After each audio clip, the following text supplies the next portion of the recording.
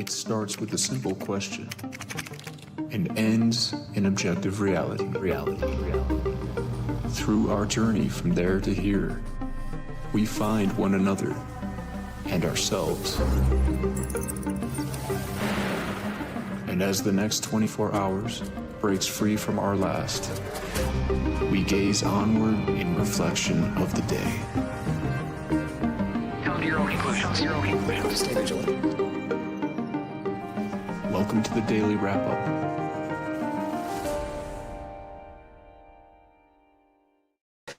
Wednesday, February 11th, 2025. Thank you for joining me today. A couple of important focus topics I wanted to discuss. Something that I've been keeping an eye on around Tulsi Gabbard that I mentioned briefly, but I found interesting how it tied in or possibly connects to some other stories we're going to discuss today. But obviously, I'm sure nobody missed the very embarrassing display from Pam Bondi in front of Congress. It never fails to, the exercise in futility that it is, that we always discuss. It's just this never-ending game that just continues to cycle around. Obviously, the points we made are that there are questions being asked that are relevant, even if the people asking them have ulterior motives about what has been done and who they're asking questions about. And the fact that we can't get straight answers, to me, more than anything, screams that almost like a coordinated effort to, like with the release of the files, it seems, to make sure that nothing actually changes or there's no real accountability, but a big show. But that's, of course, from the nonpartisan, they're all in the same club kind of perspective. But realistically, it's pretty obvious that this is not going the way they thought it would, right? There's a very embarrassing cycle happening right now where people are grappling with the reality of what's being shown, hopefully beginning to see that from a nonpartisan perspective. But if they're within the partisanship, dealing with the fallout from that.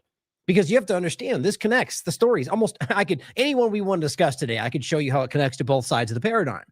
And it's beginning to break foundational things that people believe about our country, our government, which I think are good things. We need to get beyond the illusory reality of what this is. But what it's causing is this kind of cognitive dissonance in people that, that they battle between what they care about more: the team, your community, and in the sense of like the political side of things, or the truth. You know where I stand. And I think if people are out there weighing their personal connect, anything, honestly, in my opinion, other than what the truth is, and especially those out there fronting to be only caring about that, if they're framing it as that's more important, trust the team, follow the plan, versus the truth, I think that speaks volumes about who they actually are.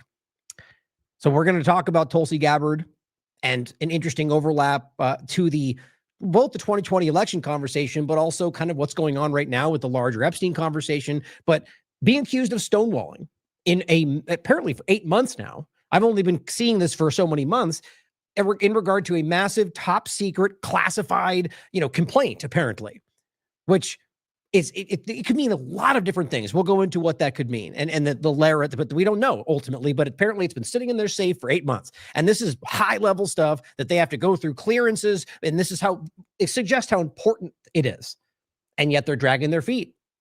We'll also talk about the conversation of El Paso and this another interesting sort of look over their story that, as far as I can tell, turns out to be nothing more than their own incompetence causing a problem. And they go, hey, let's pretend that was the cartels, or however that works out.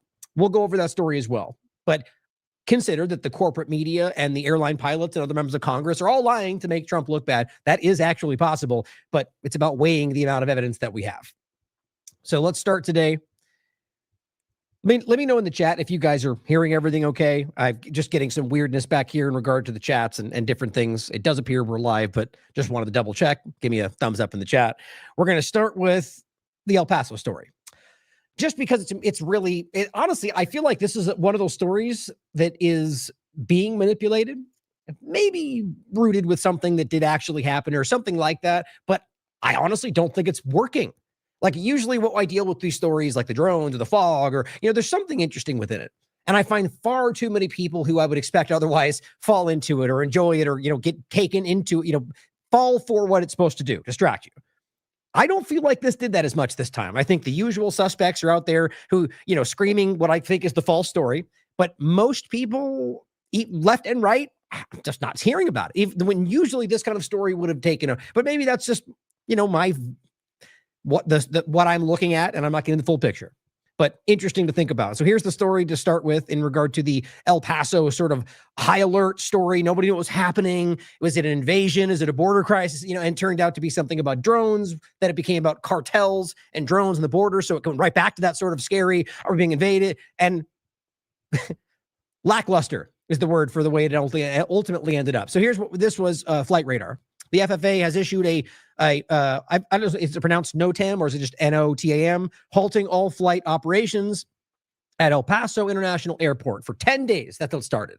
So basically a 10-day complete hold on airspace around the area. The reasons given is they wrote, this is what, has been roundly cited: temporary flight restrictions for special security reasons. And that obviously makes it sound like there's something serious going on, but if we understand what they're ultimately telling you now, those special security reasons are that the Pentagon and ultimately Trump's administration are conducting drone operations without coordinating with the FFA, which, if you ask me, sounds like exactly what you'd expect from this current administration. But let's continue. This is the first report. Secretary Sean Duff follows up so many hours later. Here's the FFA saying the temporary closure of airspace over El Paso has been lifted. That wasn't 10 days later, obviously. There is no threat to commercial aviation. All flights will resume as normal. That's a weird thing to say when there's been flirting conversations about like invasions and border crises and who knows what else, Iran, drones and aliens and whatever else the mainstream alternative clowns out there are throwing into the conversation without evidence. Consider, discuss anything. But those people throw out claims and facts and rather, absolutist statements with no evidence. But this being open the way they frame that, it's sort of like them going, it turns out it was a nothing burger, is the way that statement kind of feels to me. Because remember, they're the FFA is the side of this, one of the elements involved in this. This person then just snarkily responds, by swiftly, you mean 3 hours later, which I think is important. It shows you that there was a disconnect. You have this like special security moment, and it took 3 hours for them to basically figure out what was going on and bring it back to normal. And it says, so these drones were detected and just loitered for 3 hours waiting for DOD to respond, because realize it wasn't really drones as far as I can tell. So that's a good point to consider as well. If it took 3 hours, what were they doing? Just kind of hanging around, not doing anything? Were they bombing? So the story doesn't connect, obviously, with the cartel drones and what they were, maybe, other than maybe a spying conversation, which I wouldn't disregard. But let's also remember the obvious connections to the cartel from the U.S. government and Israel and plenty of other conversations we'll get to in a second. If the threat is over, why is the TFR that was published with the same parameters as over El Paso still active? Miscommunication, because they're not talking to each other. So here's a report from CBS. Now, this is broadly what was reported. There's other reporting with slightly varying, because a lot of this is sort of peak statements, right? From congressmen, from airline pilots. And so it ends up sort of being what they claim, right? But you'll get specific partisan coverage, which is just, there were cartel drones and we stopped them with nothing other than, I guess, just narrative control for the people involved. And remember, that's only part of the people involved. Think of it like this. You've got the Trump side of the administration, and then you've got basically everybody else involved in the conversation. And pretty much everybody else that I can see is saying that it ultimately was a miscommunication. You've got the Trump loyalists and their side, really, as far as I could tell, the Bannon types. I haven't seen Trump's administration I could have missed it, by the way, but saying explicitly that's what we know it was. So you get the typical media people carrying that narrative.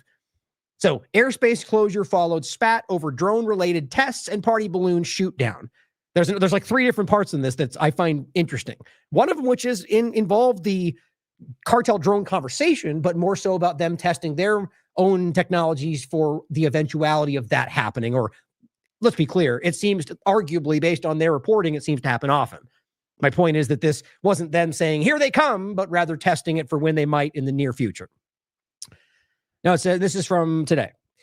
The unexpected but brief airspace closure in the Texas border city of El Paso stemmed from disagreements between the FFA, the Federal Aviation Administration, and Pentagon officials. And to be even more clear, that's all part of the Trump administration. But you know what I mean when I'm talking about the idea of the military border patrol minded kind of direction from a lot of this is clearly in its own way decoupled and disconnected from a lot of the rest of what's going on. That's why we're getting these sort of disagreements between local and federal and all sorts of stuff.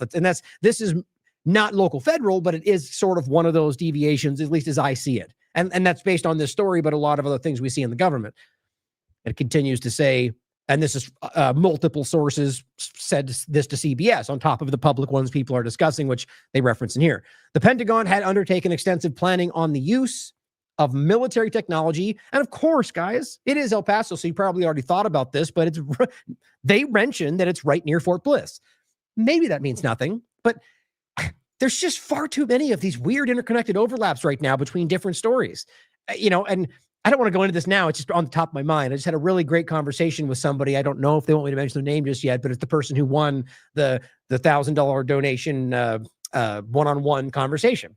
And we had this great conversation about something that really brings to mind, a lot of this stuff. And it's basically just the way that the very old historical connective narratives that go back to like Native American abuses that seem to connect right back today to what they're like, even citations of these old discussions back to their things they're doing today. It's fascinating. And I'm not going to go deeper only because I want to, if she may be very well be working on this for TLAV, but the interesting part of this is the big picture overlap of these different things. So Fort Bliss being a conversation in immigration, right?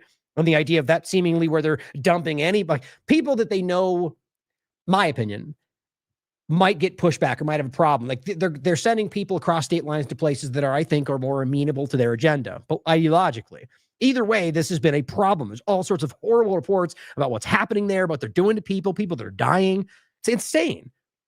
So interesting that it just so happens to be right there. Like maybe it's nothing, genuinely, but I think it's worth noting that. And I do think that there are deeper things that overlap these stories. Now, and this is a military base that abuts the El Paso International Airport, which makes it relevant for plenty of reasons to practice taking down the drones, is what they're saying. The Pentagon took this planning effort to practice taking down the drones. The two sources identified the technology as high-energy laser, which is funny that we still to this day, it seems people act like direct energy weapons are somehow not real, even though there's like entire programs and money allotted and Fox News reports. It's just funny. But I wanted to note on that this is the same thing we dealt with in Lina, for example. It's not a secret. These things are very real and been around for a very long time.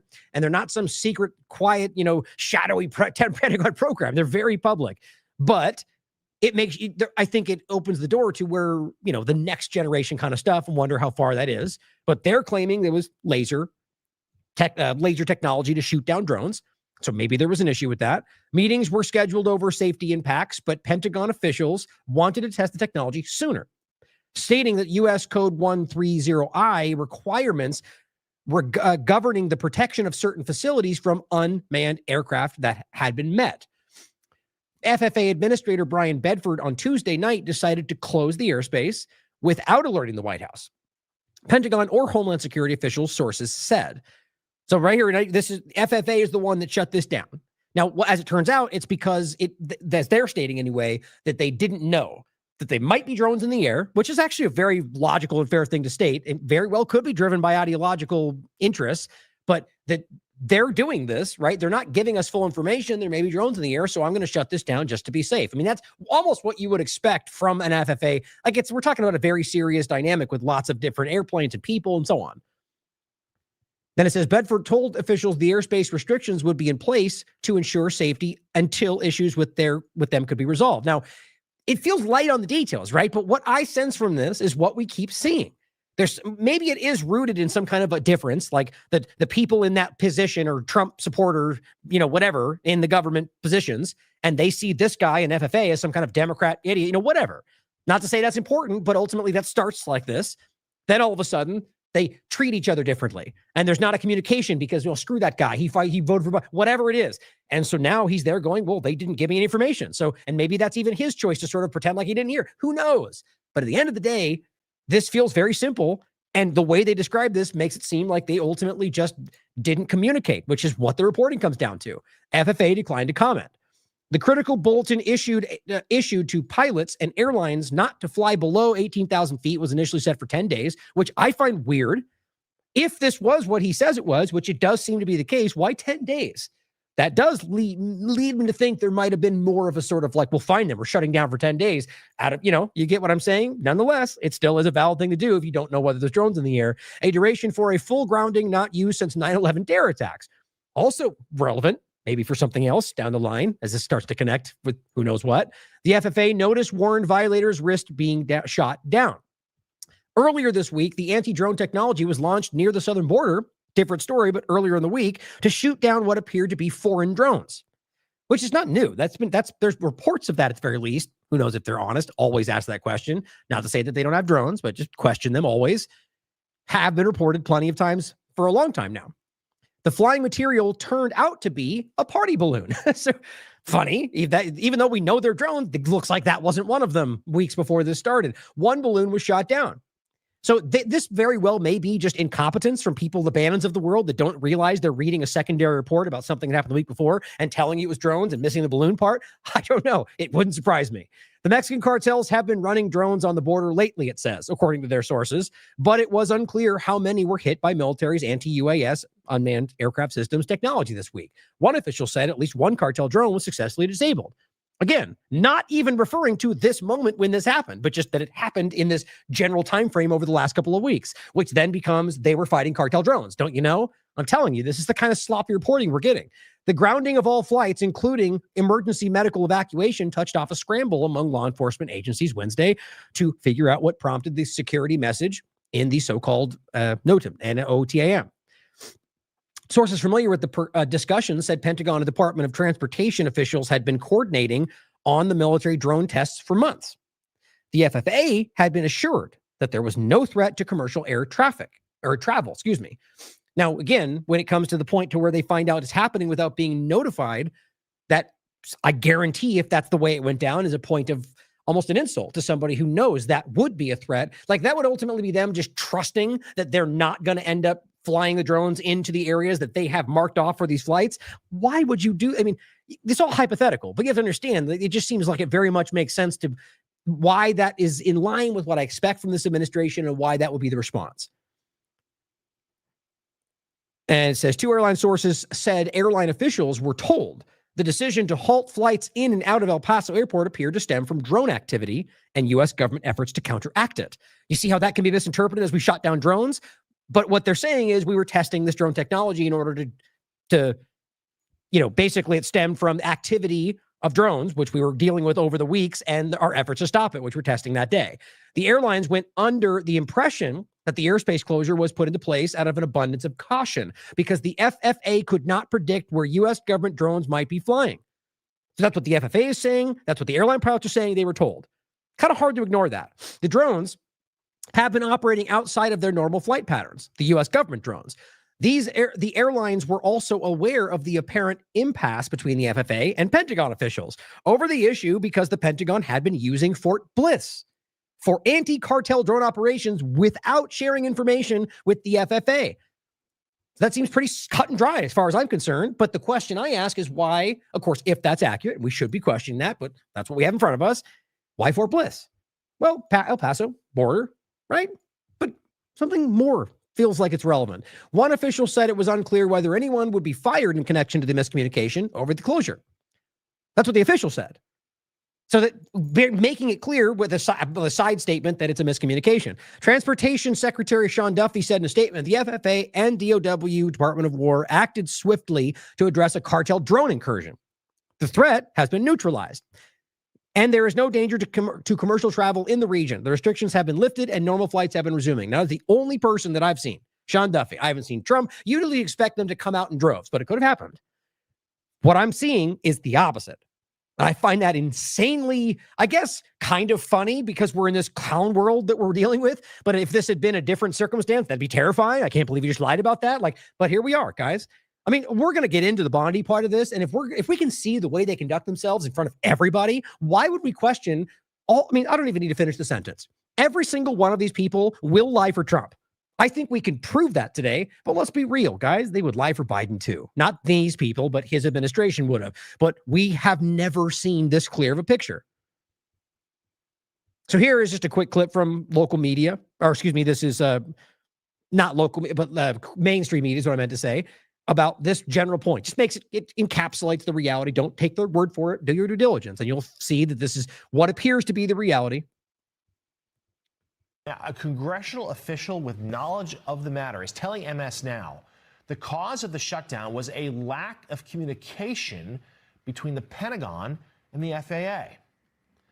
The official told us the FAA and DOD are, quote, not in clear communications with each other. Going on to say, FAA shut down because of their concerns about DOD counter-drone activity in the area. DOD says that isn't necessary. The two need to talk and get on the same page. As for the reason behind all of this, a congressional official is telling MS Now the U.S. military was planning to test a high-energy laser that could be used against drones that was going to be tested at a military base in the El Paso area. The source said that the FAA shut down the airspace due to safety concerns. Yep.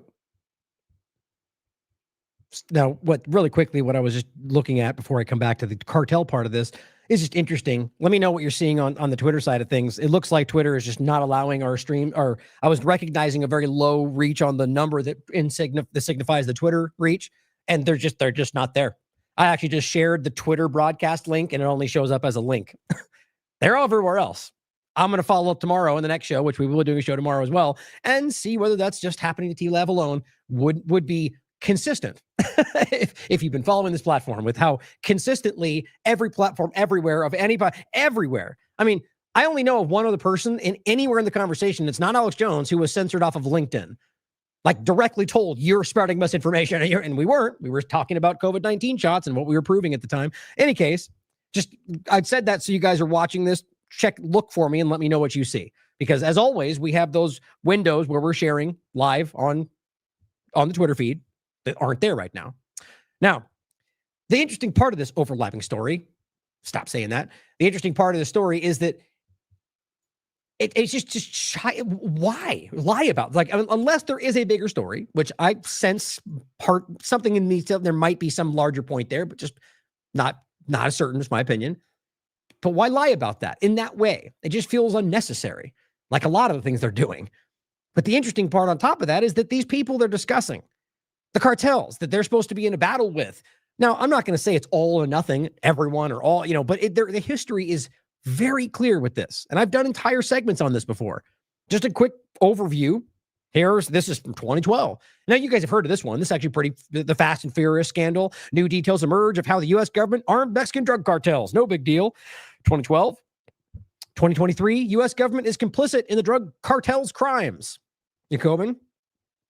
Last month, the federal U.S. court found a former Mexican security chief guilty of colluding with the Sinaloa cartel. A U.S. court found the Mexican government guilty. Okay, so in every other circumstance where they're telling you they're working alongside them, consider that they're, or the direct connections to the cartel. But think about the overlap here, again, to where we're watching them claim to work with these groups and then claim like you're fighting them. But if you're the one proving that they're working with them, then how does that make sense? But at the end of the day, the U.S. government has a long track record of can be complicit with these exact conversations. Here's one from 2025, which you've seen.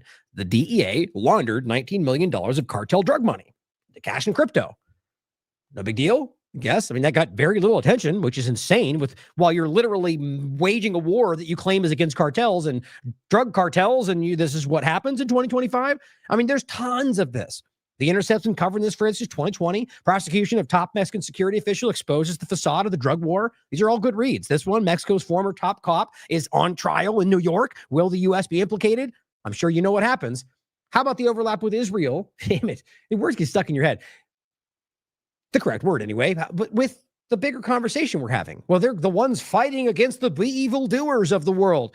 How Israeli firearms fell into the hands of Mexican drug cartels, or fell into the hands of the Rwanda genocide, or fell into the hands in Bosnia, or fell into everyone you could list out. Weird. What a coincidence. Prove it for yourself if you care to look. It's not some racist comment. Historically, it's obvious. Back to this point, how Mexico became the biggest user of the world's most notorious spy tool. Now, read through this. It's not just about the country, not the government. In fact, the real point for me is about the cartels and how this has been handed by the government to the cartels because the U.S. and Israel gave it to them with the design. This is Pegasus. And you can literally track this down the line. Reporters and activists hacked with NSO spyware despite assurances. It's a free-for-all. How high-tech spyware. You have to realize this has gone on for years and years and years, and yet they still keep doing it. Trump, Biden, Obama, Bush. How high-tech spyware ends up in the hands of Mexico's cartels. You won't be surprised to find out it's very simple. Corrupt Mexican officials have helped cartels in the country obtain the state-of-the-art spyware, which can be used to hack mobile phones, according to the DEA, the Israeli group, NSO. Now, you have to be clear about this. This is being done in many ways through corrupt people in this country. Now, you can argue that it's not the entirety of the government. I wouldn't even make the argument, but it's more than you think. And I'm not just saying it's like this guy sold out to the cartel, but rather these people are corrupt, profiteering politicians who will sell you out for a quarter. And this just was what was beneficial in the moment, and I argue. And Derek's coverage on this has been going on for a while. Israeli spyware firm found liable for hacks, still out there, on top of the fact that Trump right now has made a deal with Pegasus. Let me actually see if I can find that.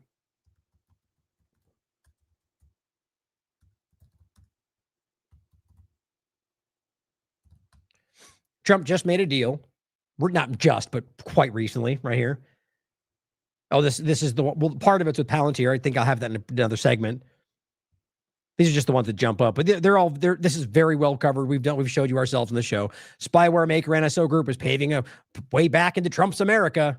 Trump gives green light for $2 million ICE deal with notorious Israeli spyware. So literally handing the keys of this in part to an Israeli spyware company to look at you through ICE. This company has been caught literally spying on people all around the world for Israel. And of course, Trump makes a deal with them in 2025. We covered all this. Shouldn't be new to any of you, but it should have been a huge deal to everyone. Meet the spyware companies on top of that will be in Trump's term, this second term. We also covered recently the smartphones worldwide silently infected with Israeli spyware. A different point, but the same conversation, and it was worldwide.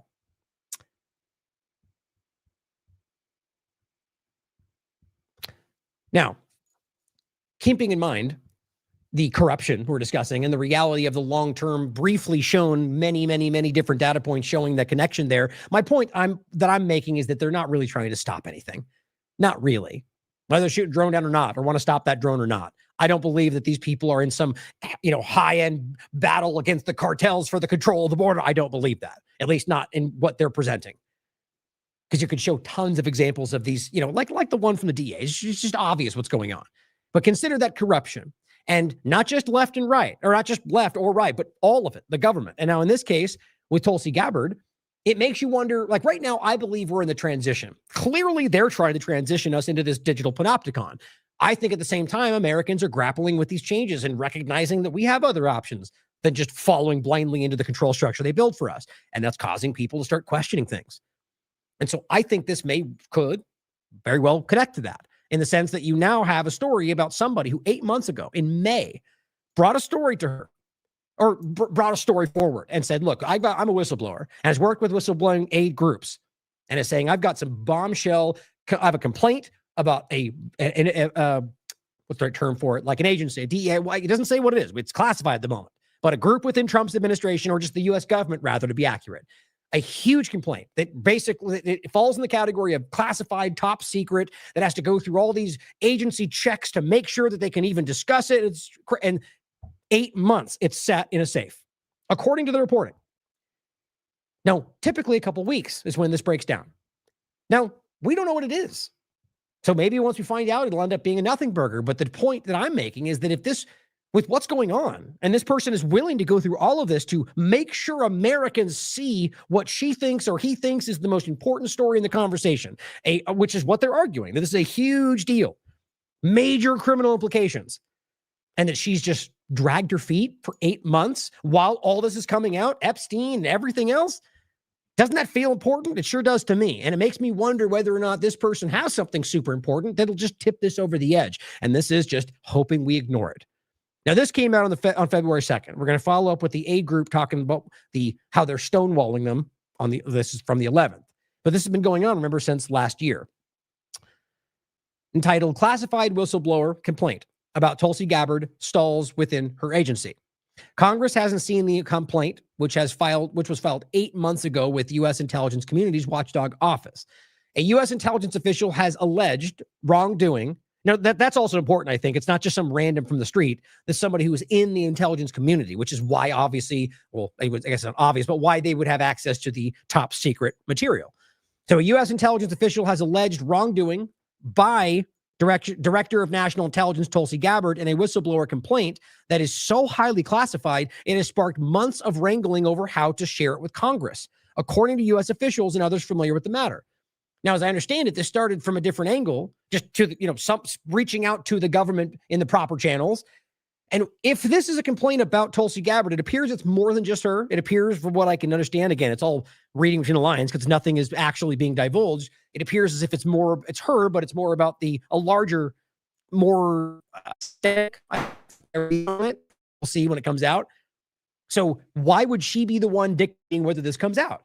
If she is the one being accused in some, why would her office or any of this administration, for that matter, be able to go, nah, we don't want to see that? I think that conflict of interest and corruption we've seen continue.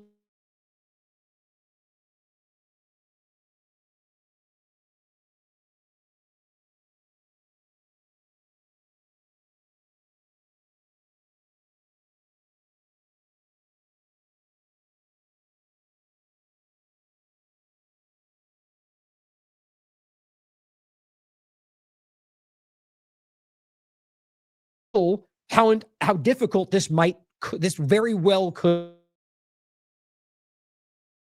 I have very little, I'm trying to be objective here, but I have very little concern about the national security interest of the U.S. government.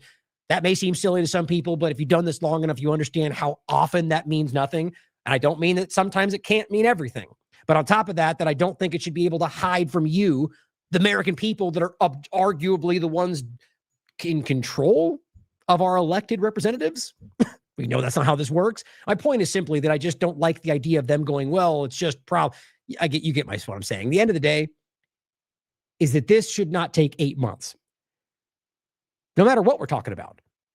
And then if now we're at a point where they're going, look, just give us time, it's complicated, that begins to feel like everything else this administration is doing. Everything. And the more it goes forward, the more it shows you that reality. I mean, nothing, 8 months. I mean, even the Epstein files we're talking about, and look at where we are. It's clear that these people are trying to hide something, to me, my opinion. The complaint, which is said to be locked in a safe, disclosure of its contents could cause grave damage to national security, said one of the officials. Okay, what does that mean exactly? Now, I think that was actually a mistake that they said that. I think that's their usual response, to go just let it go. Grave damage. Now, that's a bit different than just going, well, it's information, right? This is top secret, and we can't just let that information out, which is, again, I have no respect for that, quite frankly, at least not where we are in the world today. But here we are, grave damage to national security. Now, you understand, let's just say hypothetically let's just use Biden so we don't make people think a certain, let's just say this was a document that showed that Biden was involved with some major, not just a criminal for him, but all of the government. Well, we all would want to see that, wouldn't we? Especially Republicans. But, well, that's national security. We can't hurt the U.S. interests. Okay, well, what point does it start to be like the truth and what matters and morals and law versus just what you see how quickly or how long ago national security became covering for our criminal activities? I mean, that's what we're talking about. Even if it's not criminal, you're basically saying that our agenda is more important than you knowing the truth, than criminal accountability, than the law being yes. And we've seen time and time and time again where that's the reality. So what they're saying is this could have grave damage to our agenda, what we claim is the security of this nation. So wouldn't we want to know what that is? If it's somebody saying that there's somebody breaking the law that Gabbard's involved with, what could she be saying that would be grave damage to national security? It has to be involved with something that matters to Americans. It says it also implicates another federal agency beyond Gabbard's. That's what I was talking about. So this is bigger than just her, and raises potential claims of executive privilege that may involve the White House. Oh, great. So they can just go, never mind. Trump's going to say, no, we don't want to do that because I have power over everything. The complaint was filed last May, accusing Gabbard, her office, of hindering the dissemination of the complaint to lawmakers by failing to provide necessary security guidance on how to do so. So at this point, it's essentially them coming forward saying, look, I'm a whistleblower. I'm going to the proper channels. I'm divulging a crime. And I'm trying to get this in front of the right people, but I'm aware, since I'm in the intelligence community, that this, speaking of the person here, that this is top secret.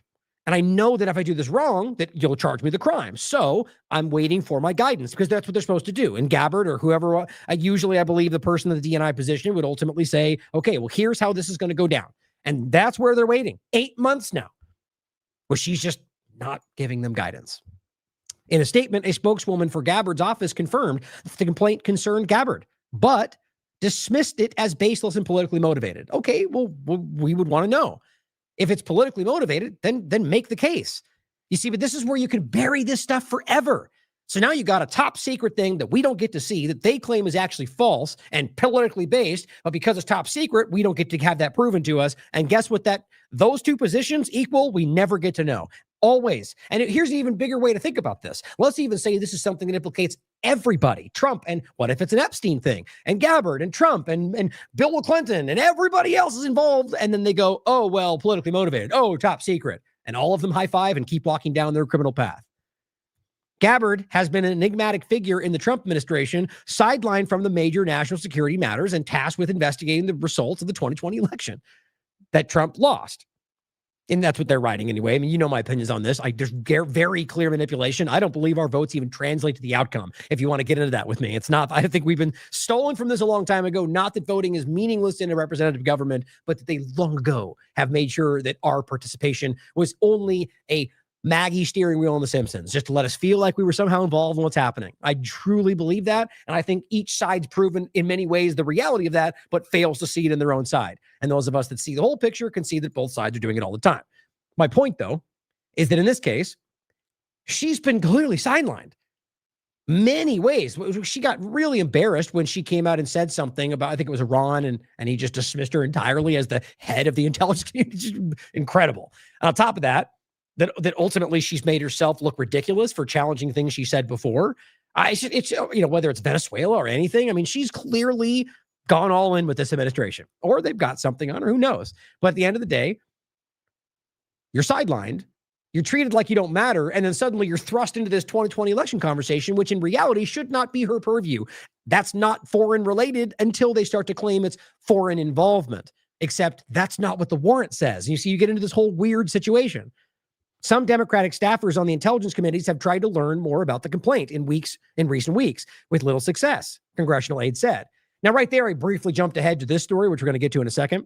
Democrats asked top U.S. spy to explain their presence at the FBI raid. But I feel like the timing's connected, it feels.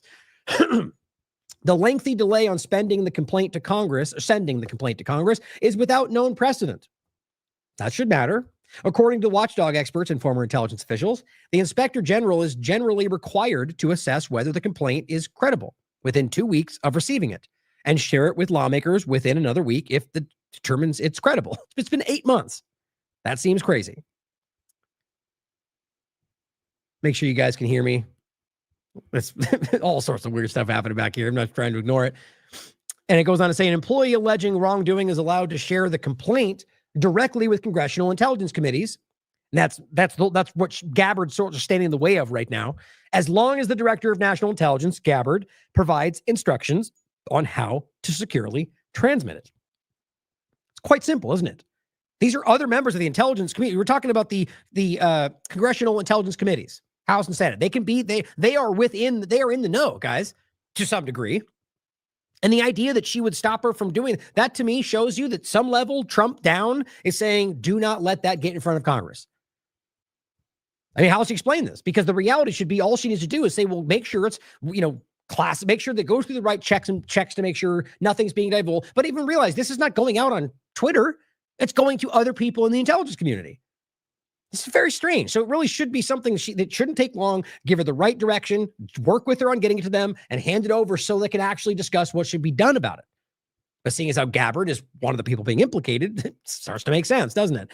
From my experience, it is confounding for Gabbard's office to take weeks, let alone 8 months, to transmit a disclosure to Congress. This is Bakaj, who's the chief legal counsel for the nonprofit whistleblower.org. Amid the limbo, the Gabbard complaint has been locked in a safe in the office. A person familiar with the matter told them. Asked about the safe, the inspector general representative said, quote, some complaints involve exceptionally sensitive material, necessitating special handling and storage requirements. This case is one of them.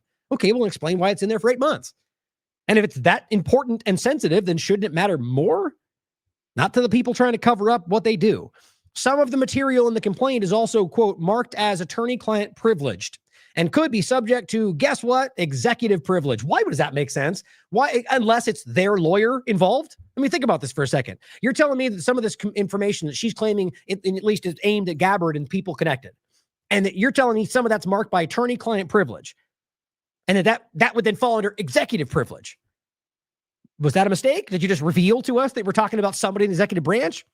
And it says, which generally refers to the power of the president to withhold confidential information or private discussions from Congress or the judicial branch, the Inspector General's office said. So all you're doing is giving the ability to say, nope, we're not going to talk about that. Never again. But if executive privilege is involved because of attorney-client privilege, then I think that's pretty clear. How else would you make sense of that? Why would they have the privilege over somebody else's? It's just, I mean, this just everything today seems so stupidly obvious. And I can't help but think part of that's incompetence, but I can't think the only thing going on. Last year, Gabbard also fired the acting counsel in the Intelligence Community's Inspector General's office and appointed a senior advisor within the office who reported directly to Gabbard.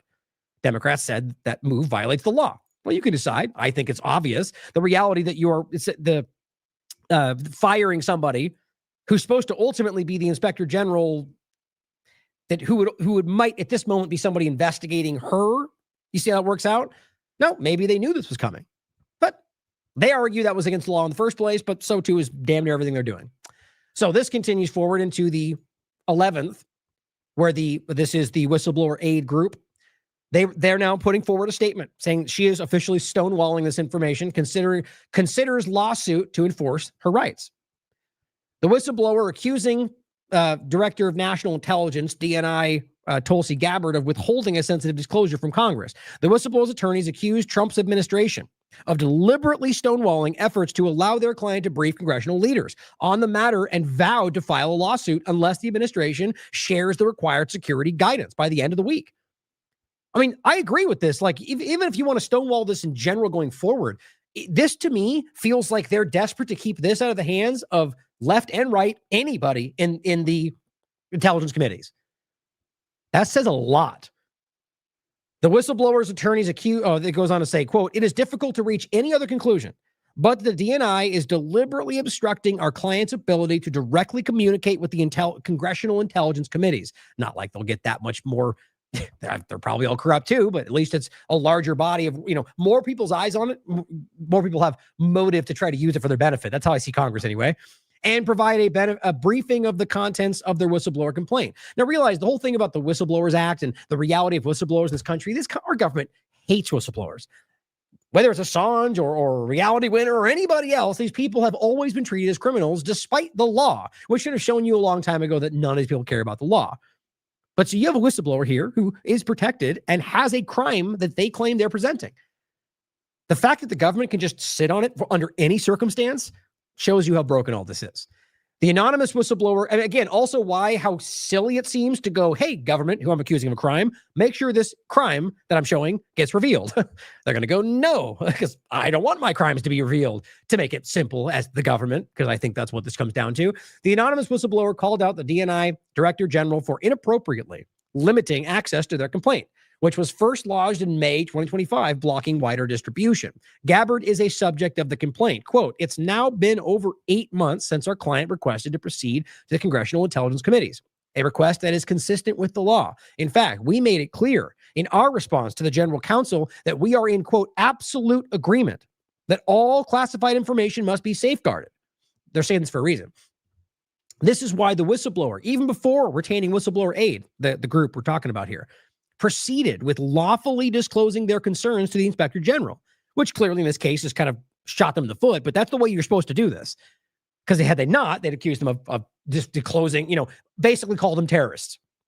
But because they went through the channels, now they're able to put their, drag their feet, stop it. They've created this circumstance so that they have control over things like this. If anything, this underscores their commitment to following all established processes and procedures. They're saying this because they've already told them this. They want everyone reading this to know these people have put it in front of Gabbard and Trump and everybody else. We are 100% committed to follow your direction and withhold any top secret information. So they really have no logical reason to not go forward. Therefore, we ask again that you comply with our request to provide the appropriate security guidance and proposed next steps by no later than Friday. It's Wednesday. That's February 13th. Please note that your failure to do so may lead to our pursuing litigation before the appropriate U.S. District Court to compel the DNI's compliance under the law, which even then they could ignore. But all it does, it comes to a reality of showing you just lawless, rampant lawlessness. And realize if they give this, all that's going to happen is it will go in front of the committee. We don't get to see it. I doubt we'll ever even from there get to know what the reality is, but then it can be discussed more broadly amongst the congressional committees. And hopefully that causes, if there's any honest bone in their bodies, I doubt it, but ultimately that will create a circumstance where then largely probably through opportunism and profiteering that comes out in its own way, or even partisan division. I mean, realize this is how this always works. Everyone's so frustrated about, oh, they have a political motive. So does everybody in the political conversation. We all should know that by now. So when somebody comes out and goes, they did this or Trump's guilty. Okay. Don't you realize that there's more of what's the word for it? They're driving their intention of wanting to make sure that they get seen for the criminal could also make them lie, but just as often could make them point to the criminal activity that they want you to see about them. Like to dismiss things because of that just seems like such pure stupidity. But also the point, like I just said, is not to blindly believe them either. So the reality should be that we push this to come out through this so we can actually maybe discuss it. But I think right now the story is that they're hiding this in the first place, which shouldn't be that bombshell, seeing as how we're like the whole world's watching them do it with the Epstein files. But the reason I'm going over this is because I feel like this connects to something else. And as we go into the next part of it, that's one of them. The 2020 election conversation, even the border. But there's something else to this that just stands out to me about the weirdness of all of this. And that's where it's at. I mean, I feel like that I say those things so you guys keep that in your mind. We keep a note on this and we wait for more to develop because that's what objective, nonpartisan, honest reporting is. Our client, it says, with legal counsel present, desires to meet directly with the intelligence committees, which I doubt they'll allow, to submit the complaint or information that is contained within their urgent concern complaint. Urgent concern broadly denotes, under U.S. law, this is what they're framing it as or what it means, a serious or flagrant problem, abuse, violation, or failure of law or executive order related to U.S. intelligence activity. That is a matter of national security. So interesting, they'll use it's a national security risk to hide what they're claiming is a national security problem. It's perfect reality of where we are today. Now, this was on the 29th. So first realized from May 2025, this has been happening. So it's not like this suddenly on the 2nd of February became what. So I think this very well could have been a response to whatever that is. Just a thought. Keep that in mind. So this is January 29th. Democrats asked top U.S. spy Gabbard to explain presence at FBI raid on election facility. Now it says Senate and House Intelligence Committees, the very same people, by the way, that they would be presenting the whistleblower information to, called on Thursday for U.S. President Donald Trump's chief spy to brief their panels on why she was present at an FBI raid at an election facility in Georgia. Senator Mark Warner and Representative Jim Himes, told DNI Tulsi Gabbard in the letter that they were deeply concerned with her presence at Wednesday's FBI operation, saying that the U.S. intelligence community, quote, should be focused on foreign threats. Now, that's a nice way to say that. Technically, I think legally speaking, it's a legal reality. But it says, when those authorities are turned inwards, the result can be devastating. And for privacy, civil liberties, well, yeah, wake up. It's where we are right now. Oliver Coleman, Gabbard's press secretary, said in a statement that Gabbard, quote, has a vital role in identifying vulnerabilities in our critical infrastructure and protecting against exploitation. We know through intelligence and public reporting that electronic voting systems have been and are vulnerable to exploitation. Now, yes, except the only problem is both left and right, Trump and Biden, you just keep using the same machines. No big deal. Like that doesn't just completely show you the reality of where we are, unless you're a blind following idiot that's going to pretend like they wouldn't change the machines that they told you were manipulated. It's incredible. But anyway, the point is not just that. Where was it? Identifying vulnerabilities. Right. So the point is not just that they keep using them anyway. Where was it? Hold on. It was has a vital role in identifying vulnerabilities in the critical infrastructure and protecting against. Oh, well, yeah. And so the secondary point would be that what we're discussing right there, knowing that there is always manipulation, you can prove that pretty much every time, is that the only way she would legally be involved is if it was a foreign exploitation. And I don't think anybody would really disagree that that's possible. Some will make it more about one group than another. There's obvious provable connections to Israel. You could make you could make some similar cases about China, Russia. But let's be clear, this is not a partisan point. I think all of them are always trying to influence, manipulate, just like the U.S. does every single time. They just basically do it publicly. But so in that point, they're saying she has a vital role to stop that. Well, okay, so that argument stems to foreign threats. So keep that in mind. It is highly unusual for Americans' top intelligence official to be included in a domestic law enforcement operation. A senior ODNI official, speaking on condition of anonymity, defended Gabbard's involvement, saying that federal law, quote, clearly assigns the DNI and her office with the statutory responsibility to lead counterintelligence matters related to election security. So again, even more clear, counterintelligence implies foreign involvement. And it says, but experts said the law does not extend to domestic enforcement operations. That's the truth. The DNI has authorities.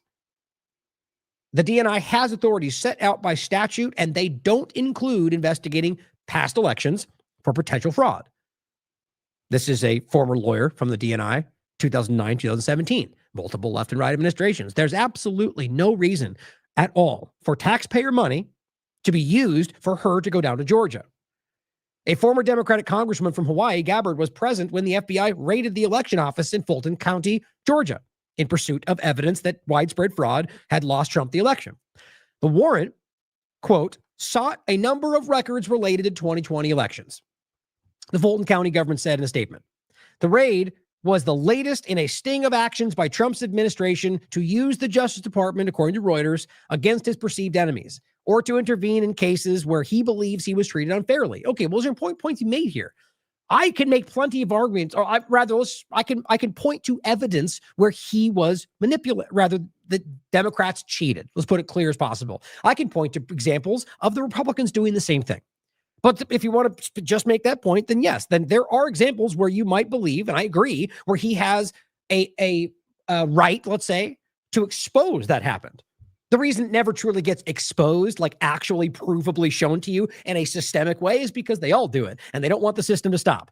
But what I think is important is that if you're okay with them just going, well, like from the point of sending Tulsi Gabbard to do this about a local election, or rather a national election from a intelligence perspective, which would violate her purview, then, because he was wronged, then your answer will be do whatever you need because you were wronged. Who cares about the Constitution? Who cares about the law, right? You were wronged. So go do what you need to do to get them back. That seems to be the shockingly childish mindset of tons of people in the partisan game. I'd like to believe it's the continuing shrinking minority. But think about that for a second, because that's where this comes back to, right? Where you go, yeah, see, that's because he was treated unfairly and they robbed him. They stole the election. Okay, even if you agree completely with that, why would you go back and do whatever you want and break the law? Even if it's this point like this, or any number of things with immigration. Yeah, they started it, so go do. Who cares about the due process part? Who cares about the Constitution? Biden let him in. It's just lazy logic. It's not even logic. You're being tricked, truthfully. Gabbard last year created an interagency weaponization working group of dozens of federal officials to help steer Trump's drive to root out those, he says, trying to laugh now, misuse government power against him. Well, against him does exist all over the place. But my same point applies. So that probably bothered the hell out of you. Watching the clear, provable examples of people weaponizing lawfare and everything. That's not to say Trump's not a criminal. I think we can prove he is. But they also went and tried to muddy the conversation, to mire us in an ongoing, never-ending legal conversation that amounted to no accountability. Like always, Clinton's, Trump, anybody. But the same point here. So they created a group to focus on people using the government against other people, right? So then now he's doing the same thing in every possible example. So if you're outraged about that happening to him, then you should be like, don't do it to other people. You should have a principle there where you go, whoa, I thought we agreed that was wrong. Not just bad when they do it to me or you or us. That's what being an adult is, that people are honest, objective people who care about the principle and not just the team. Now it says there is literally nothing for her to do except watch the trucks get loaded. That's what I found actually really compelling. Because all they ultimately did was come and take, as it says, the trucks carrying file boxes and ballots seized in Georgia arrived late Wednesday night at an FBI facility to which Gabbard does not have access. That's the reality. And so what we're talking about is her showing up to be taken her picture with as they grab files that she can't look at that are part of something she shouldn't be involved in that then get shipped somewhere else. Then she left. Or there's a lot more going on that we're not being involved in, but this is what the story is, and that's the breadth of the story. So why would she be there? There is no publicly available evidence indicating that the FBI conducted the raid because of a foreign intelligence threat. That's not to say that there's not possibly that. I believe that's, I literally think that's happening to us right now. But what I'm saying is that there's no evidence that that was the case in what they're aiming at, or that what they're actually there for is about anything foreign other than them saying that outside of it. It says Trump, however, on Wednesday reposted on his Truth Social platform conspiracy theories, they write that, alleging foreign manipulation of 2020 vote, which is, it's interesting. If we can acknowledge that there's clear manipulation on all sides, pointing to a theory that Trump alleged foreign manipulation, what does that have to do with it being, I mean, I guess what it comes down to, the point they're making, is that he's alleging manipulation, which then becomes the, I guess, what I think it comes back to more than anything is the Venezuelan overlap. The idea that somehow, Maduro or Biden worked with Venezuela or whatever. And then what that does is opens the same door that Biden was doing from a different direction. It just becomes the international national security threat, border control, surveillance, foreign invasion, insurrection act, everything. It's the same thing at the end of the day. But foreign manipulation, I think, is also, like I said, very clearly happening. But what was it? It was ultimately, where was I? I think that was it. One other point, I think that was it with the Gabbard foreign. She shouldn't be involved with it unless it is something like that. But what they're doing from the material they're presenting and the warrant, it doesn't even say that. Warner and Himes told Gabbard that any federal efforts to combat foreign election threats required, this is important, that the public and the congressional intelligence communities be informed, which, as best I can tell, they were not.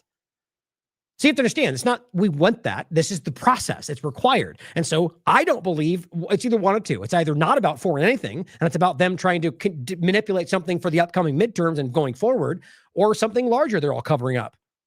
None of it, I think, has to do with what they're claiming it has to do with. Gabbard said they also had dismantled an intelligence, or Gabbard, they said, which this is true, dismantled an intelligence unit that was created by Congress. Who knows if they had the good intentions, but it was created to expose malign foreign influence. So think about this. You have them claiming they're fighting that, but from 2020, like, look at where we are right now. Look, it was 2026. He's in power, and he's still, I care whether they broke the law. Do you actually think that if they proved anything, that anybody goes to jail with what we're watching? Do you really believe he even cares about 2020 conversation, or does he care about keeping you looking anywhere other than the focal point? I just, it's infuriating that we keep having to go through all of this. But I believe what we're watching here is something much larger, possibly even tied to the Epstein files. I mean, but more, this is even the get away from even the Epstein files term, the reality of what the Epstein files actually represent. The control structure, the blackmail network, the reality of what actually dictates our world. Dark power. I mean, it's what we're watching. I think that's becoming very, very, very clear to everybody. And so all of this feels like it's interconnected in some way back to what is slowly becoming the general awareness of how our world operates. Now, asking Grok, since we're talking about the, Republican side of the conversation, in essence, about Gabbard and kind of ignoring things they don't want to see, all sides do it, basically asked what they found, see what was interesting. And it says the FBI executed a search.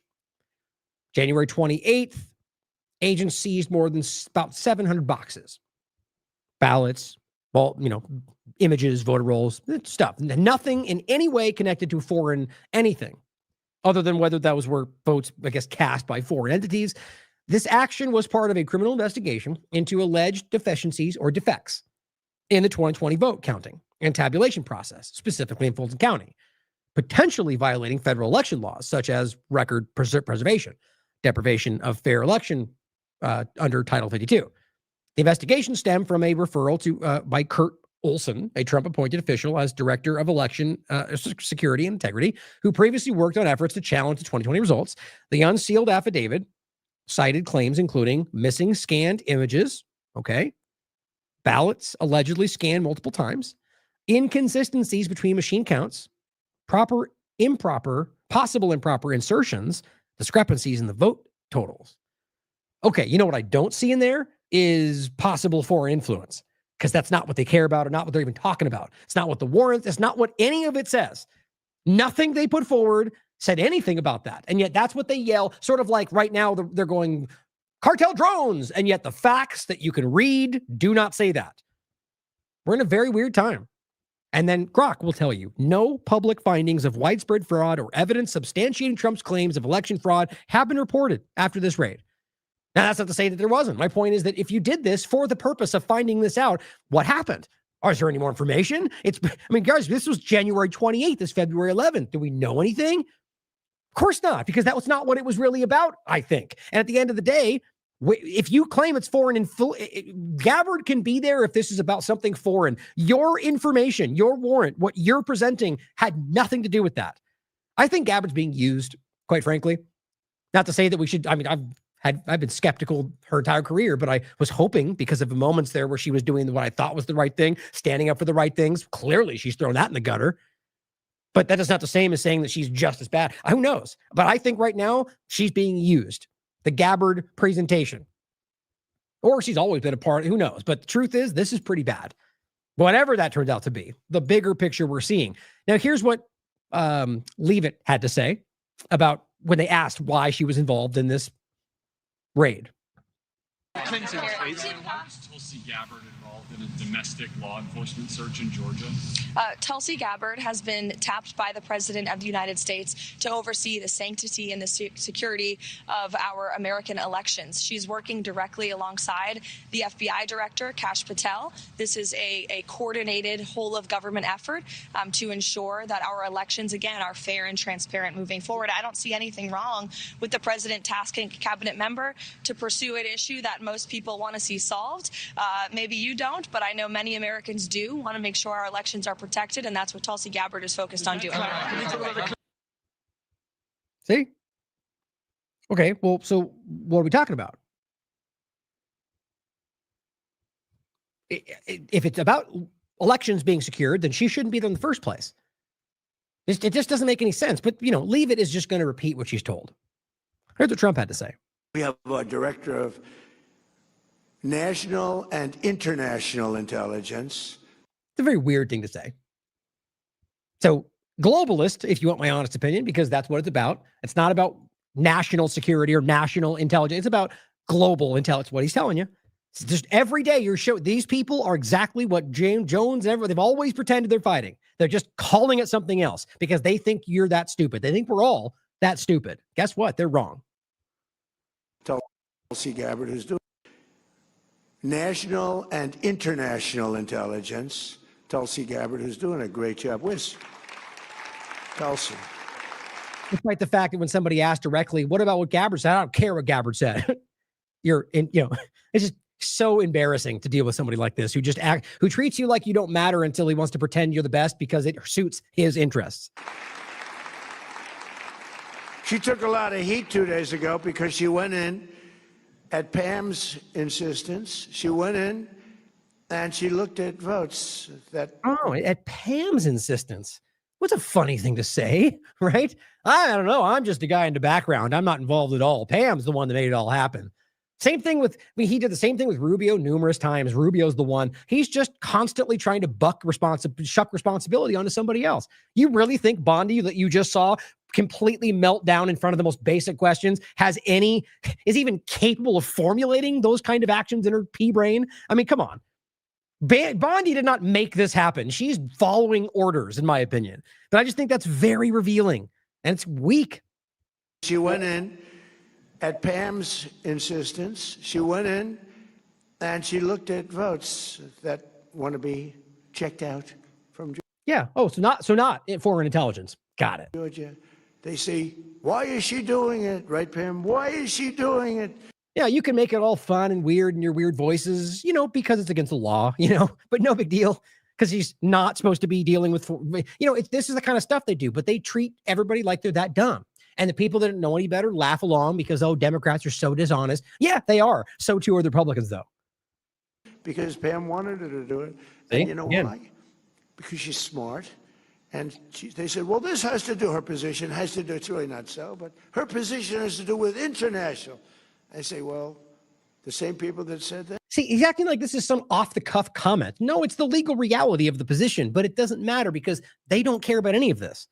I mean, look, guys, the FBI, the CIA, you think that the FBI is supposed to be domestic, CIA is only supposed to be, they're not. They're constantly proven to not be, but they do. It's just how this works. These people don't care about what they claim we're supposed to follow. The law only applies to the people that they are stepping on, as far as I'm concerned. But just recognize how embarrassing it is for him to frame this like it's some kind of casual, just somebody irritated because they didn't like that she's supposed to be doing X, Y, and Z, and that's not what I care about. That's what you want from the president of the United States? And even more worrisome, does he not even know? They've been saying Russia has been screwing our elections, okay? So let's assume Russia had something to do with it. They say, no, Russia didn't have. So now they're saying Russia had nothing to do. That doesn't even make any sense. I don't even know what he's referring to. Nobody that I can see in the conversation I just pointed to is, it's he's trying to mash these together and conflate them to make it sound like, which by the way, I also think are ridiculous comments about Russia, but make these people sound like any concern about what Gabbard is doing, which is obviously not correct, is somehow another Russia game. That's all he does. All of them do, except he's just lazy about it. Like, it shows a low opinion of your intelligence. With it. Because if I say Russia, that it's perfectly fine. But you could add China and about 5 other countries. And you just see Bondi over there smiling, going, yes, you're so right, Trump. Because she's sitting right there. Oh, yeah, I know. We're on the same page. Like, he loves having yes men and women around to make him feel. I mean, that's my opinion. But look around. Look at who is around him. And in the moment somebody shoves back against, in many cases, what you should be doing. Right? So, no, Trump, that's the wrong. This is what we should be doing. That's actually illegal. You're fired. Who's going to step in and do whatever I tell them to? And that's who gravitates toward him. But she's done a great job, and Pam has done a fantastic job, and we appreciate it. I'm sure that's changing today when he's probably going to fire her. Probably right then, he's probably already thinking that. But yeah, you always got to project strength, right? That's what they always do. And for those that are new, don't pretend like I don't criticize Biden just the same. Or left and Democrat and Republican is the exact same thing, because that's what they are. Ask George Carlin. So let's talk about the embarrassment. Oh, I have nothing on the screen. Let's talk about the embarrassment that was Pam Bondi and what this presentation in front of Congress. I mean, I'm just increasingly blown away with how embarrassing is the best word for it. I mean, you look around the world and far too many people don't know that we don't, like, they look at people like her and they go, God, Americans are so stupid. And in fact, that's not the truth. It's just sad. But I like to believe that most people are aware of that. And the same thing we do in reverse, that I do not believe that your governments represent everything you are. But this is a special kind of insanity we're dealing with, guys. And what she's doing here, and I'll end with the point. This is completely airtight. There are people out there like the ones you always expect, and they're more embarrassing right now than ever because nobody feels like what she just did was good.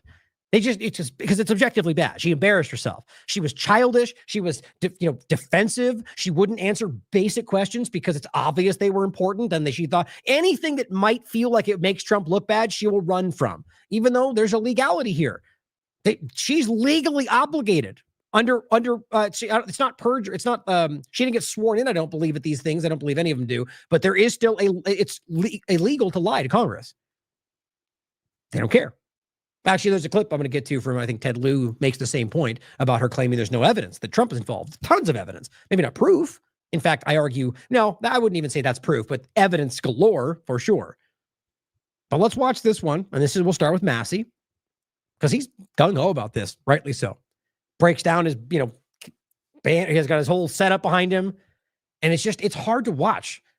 And to think that they might actually think that one last thing, what I was going to say, to think that they might actually think that this is working, sad.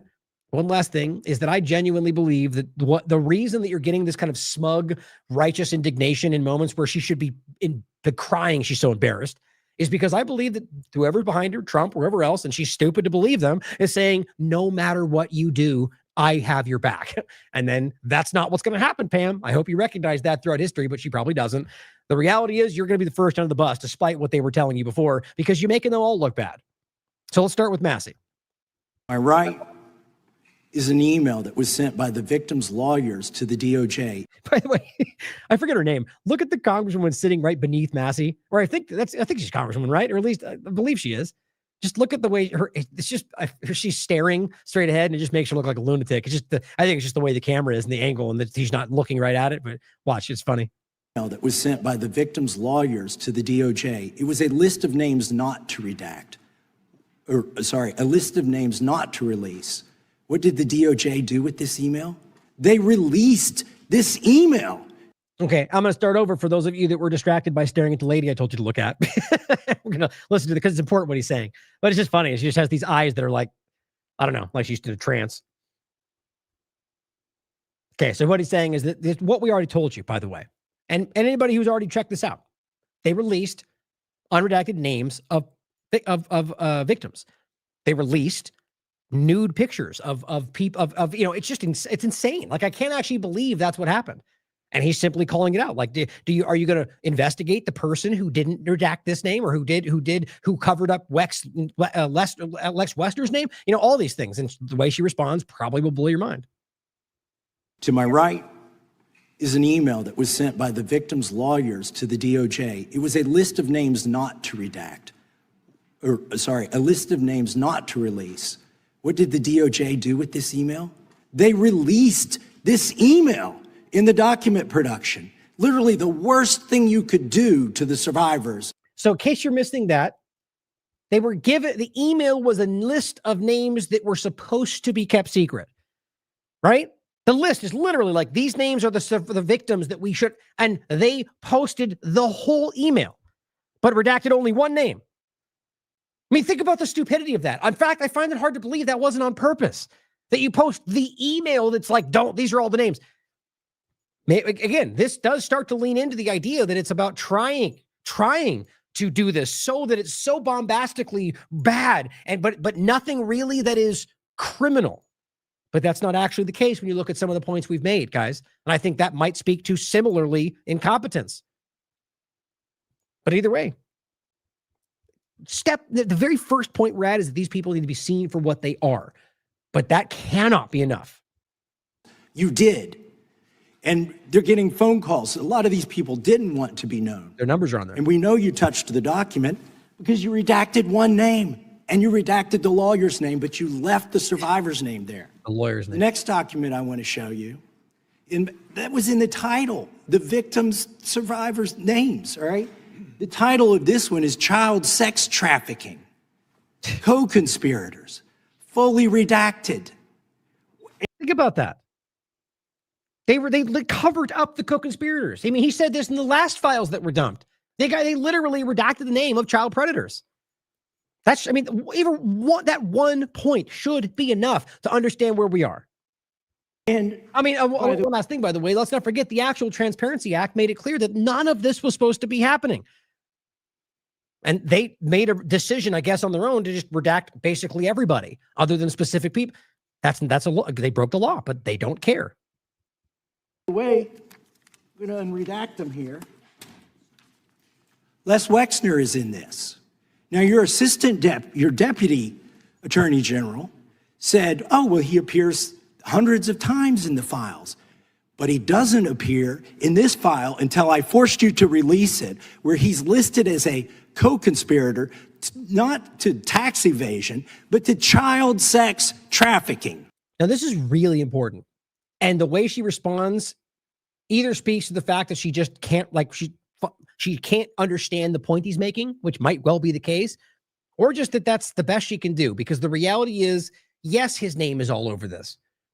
That's what she's going to tell you. Oh, his name's all over the place. What are you trying to do here, you grandstanding manipulator?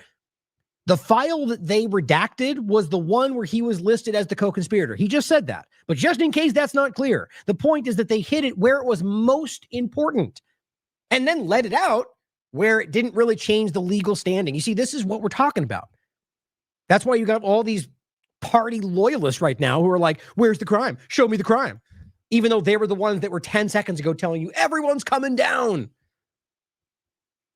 Not to prostitution, not to money laundering, child sex trafficking. And then finally, what we have here is the third exhibit that I have is emblematic of the FD 302 release. These are the documents that we need that you're holding on to and over redacting because they have the names of the men who are implicated. How do we know? Because the survivors gave testimony to the FBI, and it's in there. And what happens when you go to the portal at the DOJ to look at what's behind this redaction? Another redaction. So we can't even see them. Right, meaning them, meaning the ones that were told they were giving access to the completely unredacted files were not given access to the completely redacted. Here we are. It's just it's one manipulation after another. And realize that these are the victims. This is we're going to get to the clip that I'm sure you've all seen, right? Where essentially they're standing behind him, and she asks him, "Who here hasn't gotten a meeting?" Every one of them stand up, and Pam Bondi won't even look at him. I mean, how can we go from these the Republican, even the team sport players who are out there going files? I mean, Bongino and Cash. Okay, they're all going to come down. The files are going to be released, right? We have to do this. How do you go from that? Claiming why? Because we need to protect the people who are being abused. We need to protect the victims, the children. That's what they're all telling you. Now you come to the point to where these people are now acting like the victims are the ones making this difficult for everybody.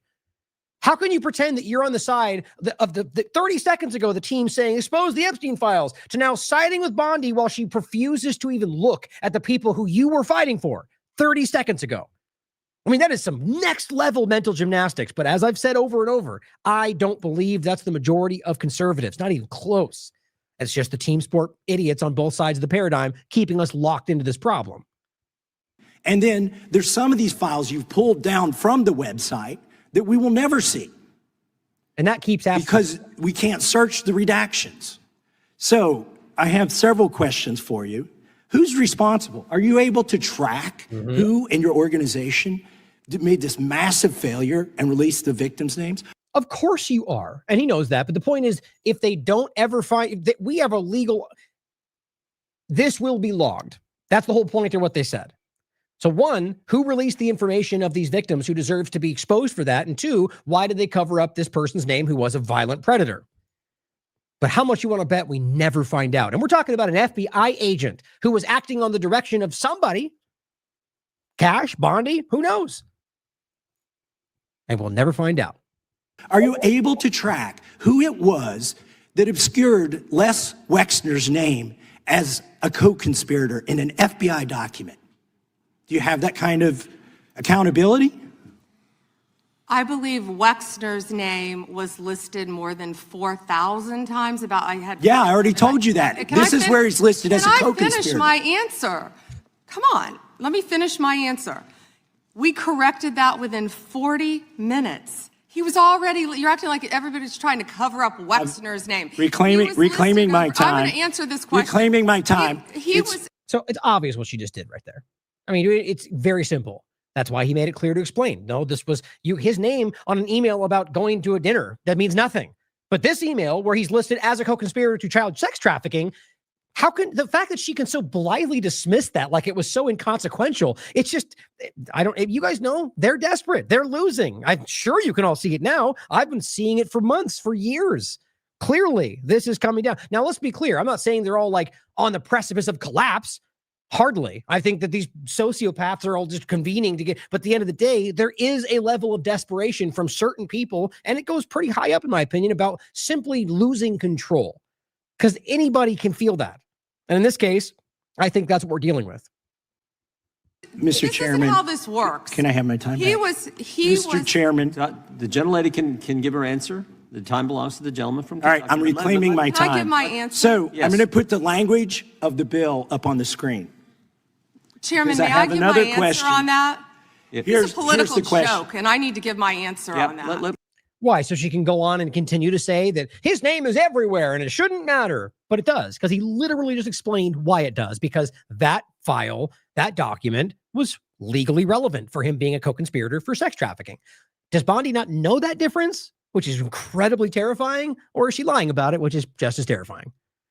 On the screen, by the way, he's showing the actual the text from the actual act. We'll let the Attorney General respond, and then the gentleman can move to his next question. It's my time. Within 40 minutes, you asked me a question. You can give Within me- 40 minutes, Wexner's name was added back. Within 40 minutes of me catching you red-handed. Yeah. There was one redaction out Where of he's over listed as a 4,700, co-conspirator.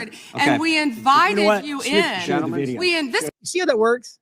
See, we graciously allowed you inside. How dare you make a big deal about this because you were let in the room. That's what she thinks is the most important thing in the world, as far as I can tell. Access, power, influence, which she has none. She's very, right now it's because she is being allowed to feel that. You know what I'm saying. This person is going to be the first person thrown on the bus when that becomes necessary. Mark my words. Cash and somebody else could just as likely be that. But you see what I'm saying. These people are drowning in this BS, and Trump's not going to be the one. But just realize how crazy, that it's so transparent. She said one thing right there.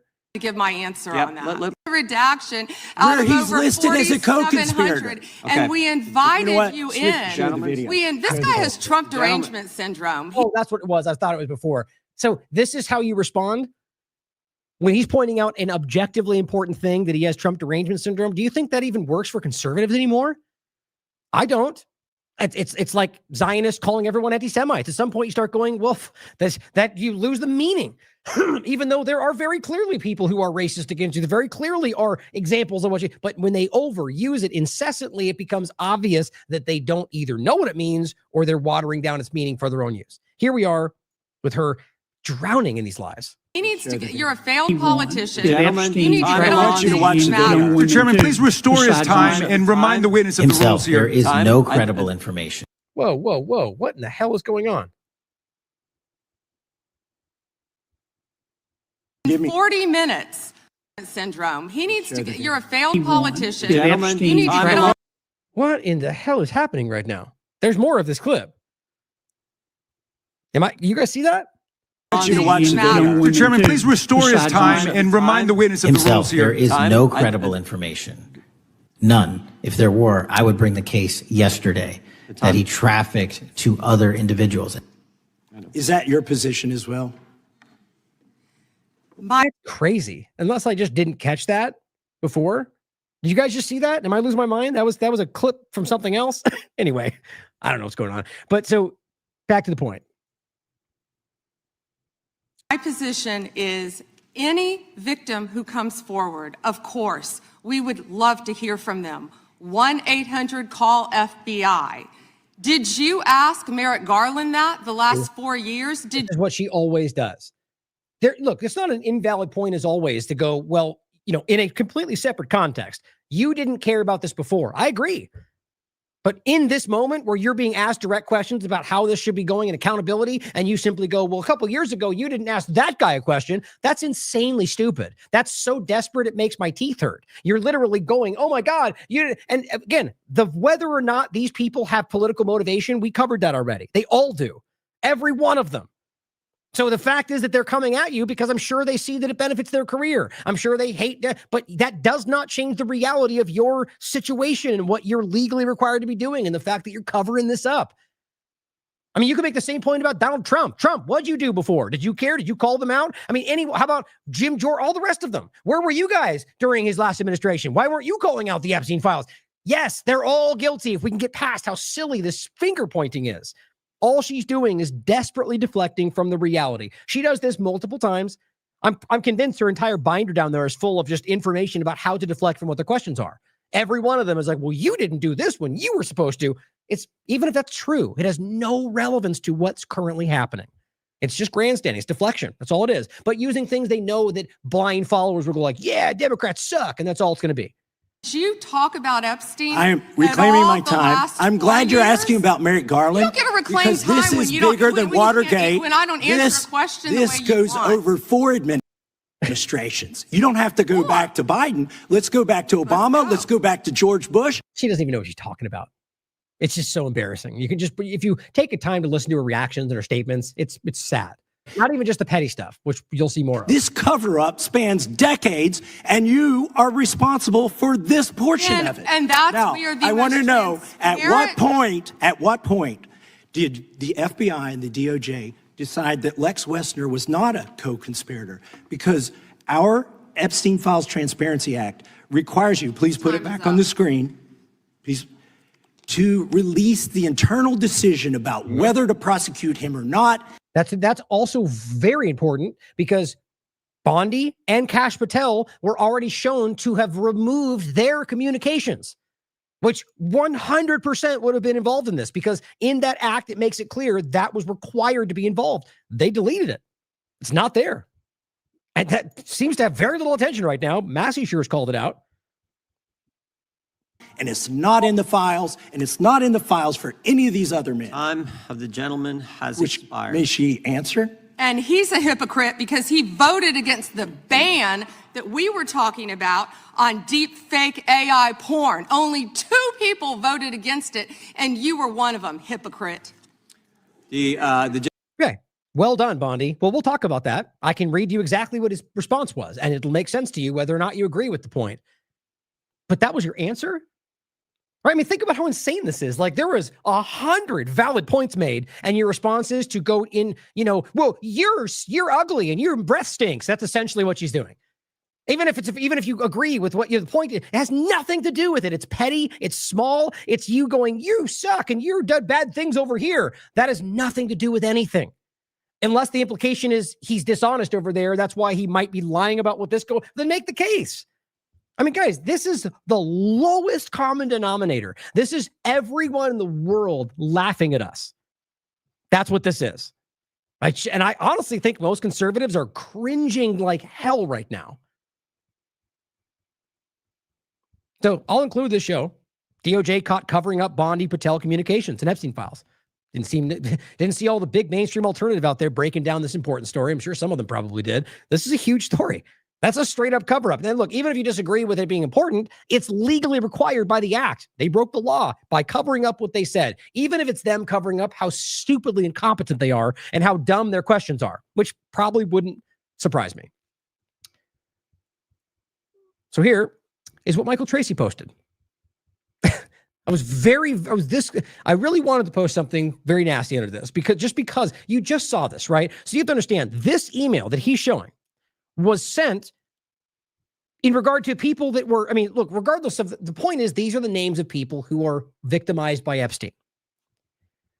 Michael Tracy grabbed, and here's the craziest part to me, that even though it's already public, it's an email that was put out either by incompetence or by deliberate action from the Trump administration, knowing they were supposed to keep these people's names secret. As they claim they're fighting for the survivors, as they literally say the reason this has taken so long is because we need to make sure that literally this right here doesn't happen. It's almost worthy of laughing at if it wasn't so serious. So knowing that these people were the ones that were supposed to not be seen because they're the victims, and again, even though it's already public, Michael Tracy decides to take a screenshot of that and plaster it all over, even though he's getting very little reach, it seems, today, because I think that speaks for itself. Full list of alleged victims as of 2016, with only one name mysteriously redacted, which if you care to look, we already know. Do you know any interesting information about any of these alleged victims? Financial payouts received, especially. Get in touch. I just think that's, investigate anything, especially if you genuinely think that there's something to go on and not just trying to make, he seems to be the guy that comes out and does the thing that he thinks is going to be sort of, edgy and you know what I mean? Like seen as it's more contentious just because it drives clicks to what he's doing. I mean, I've seen this guy, it doesn't even matter. There's tons of ridiculous takes, but I've also seen him make plenty of points that I agree with. At the end of the day, this feels wrong to me. It feels manipulative and it feels like you're just trying to exploit this situation to gain more, to be the guy who is willing to challenge it. Look, if something comes out and he makes a big report about things that he had that can prove that well, then I'll take that back. I'm just giving you my opinion. I believe this is simply personal driven. And it also just feels inappropriate, if you want my honest opinion. Now here is, I had that one already. So just to revisit the point, I'm glad I did this so I would have forgotten.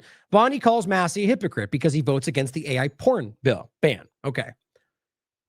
Here's what he actually said. Republicans who voted against Melania Trump-backed porn bill.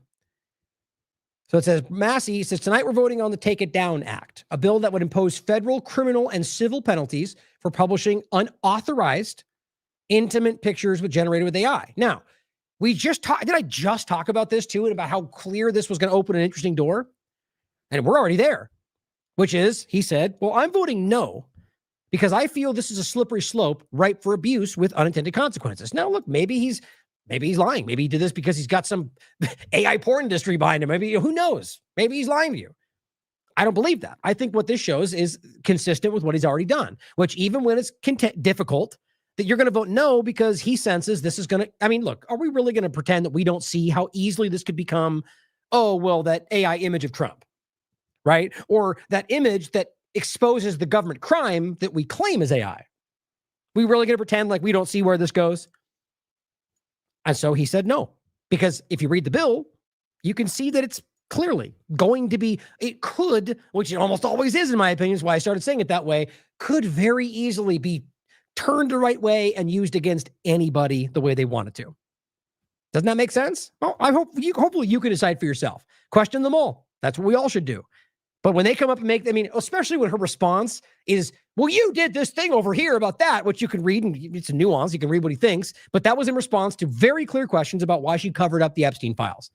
So I'll let conservatives decide for yourselves what you think is the appropriate, which side you'll take in this ridiculous conversation. I think it's quite obvious what's going on here. Now, I will include the entire thing. This is the Associated Press post. I'll just keep this in here so you guys can watch the entire thing if you want to. I used to get into these quite deep. Haven't for a long time, as I've told you many times over the years, because I felt like there's exercise in futility, the game and the grandstanding, and it's lies everywhere. But this one I found interesting for numerous reasons. One, because it's showing kind of the breakdown, but almost everyone else but Bondi, if that makes sense. The way this is going is so weird, especially if you followed all of these things. One, it could just be like I'm highlighting that this is just getting worse and worse, like what Congress is and the quality and the caliber of person that ends up here. Just worse and dumber and more ridiculous and more cartoonish and more politically biased. It just gets worse every moment. I think that's because of who and different people buying into the situation and buying our political situation.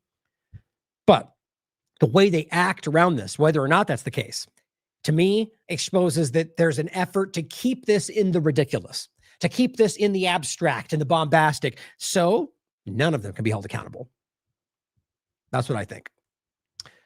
So here is J. Paul asking some questions. Now, again, I think her in particular, I could tell you plenty of things that I don't think. I think, again, I don't always need to qualify it. I know you guys know this, but for those that are new, I think it's important. I just think that the left and right are the same thing. And I don't believe that any of them should be trusted, which means then you should equally consider what all of them have to say and question it and be skeptical. And this one I think is sound, because what you're doing is going, look, here are the victims. Now, I mean, guys, if it makes you feel better, imagine this was Lindsey Graham or whoever you think you like on the conservative side making this point and saying, you are survivors. Has Bondi contacted you? No? Okay. Well, that matters. But just because she's the one doing it, it becomes partisan, I guess, that the victims are telling you that the government has failed to talk to them. How can that possibly be partisan? Read the comments. You'd be surprised about the stupidity out there today. But here is what the conversation was like. And I think this one's powerful. To the survivors in the room, if you are willing, please stand. And if you are willing, please raise your hands if you have still not been able to meet with this Department of Justice. Wow. Please know for the record that every single survivor has raised their hand. I mean, how do you even come to terms with that? So you want to pretend that they've been investigating all this, and the people right there that you guys told us 2024 were the ones that were going to be you were going to save them. They're going to expose the Biden administration. Okay. And now here they all are going, they haven't even talked to us. I'm only stressing this so hard because there are still people, like I keep saying, that I see that I don't believe are manipulative. They're not some operative that still seem to fall for the narrative. How do you make sense of that?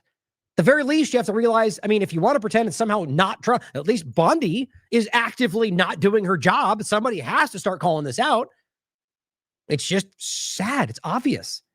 Again, why I think most conservatives are coming very uncomfortably to terms with the reality of where we are. But now don't fall into some other path. Don't jump into the America Party. Take a beat and recognize that they're all like this. And let's figure out a way to get around that somehow. Attorney General Bondi, you apologized to the survivors in your opening statement for what they went through at the hands of Jeffrey Epstein.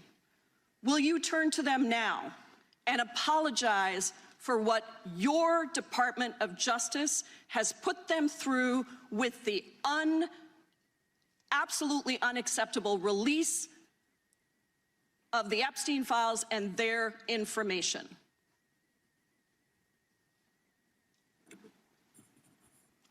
Remember that little part right there. It'll be relevant in a second about their information. We're talking about the unredacted personal information. Congresswoman, you sat before Merrick Garland sat in this chair twice. Here we are again. Attorney General Bondi. No, can I finish my answer? No, I'm going to reclaim my time because I asked you a specific question that I would like you to answer, which is, will you turn to the survivors? This is not about anybody that came before you. Now, come on. Look, we can all be honest about this and realize, even though it's about an apolitical thing, Epstein and survivors of sexual manipulation, okay, but doing it this way, yeah, clearly there's a political motive. Clearly, it's, that you're setting her up to look like she doesn't want to, and she does, and which she falls right into. Why wouldn't you just go, well, yeah, I'm here for you? Because she knows they hate her right now because she's ignored them. But nonetheless, even though that's all important to see, it still is politically motivated. That doesn't mean it's not important. Is about you taking responsibility for your Department of Justice and the harm that it has done to the survivors who are standing right behind you and are waiting for you to turn to them and apologize for what your Department of Justice has done. Members get to ask the questions, the witness get to answer in the way they want to answer. The Attorney General can that's respond. Not accurate, Mr. Chairman. Because she doesn't like the answer. Time. So, Mr. Chairman, why I have asked didn't she ask Merrick Garland this? I'm reclaiming my time. See, I actually believe Jim Jordan is fully playing a part in all this.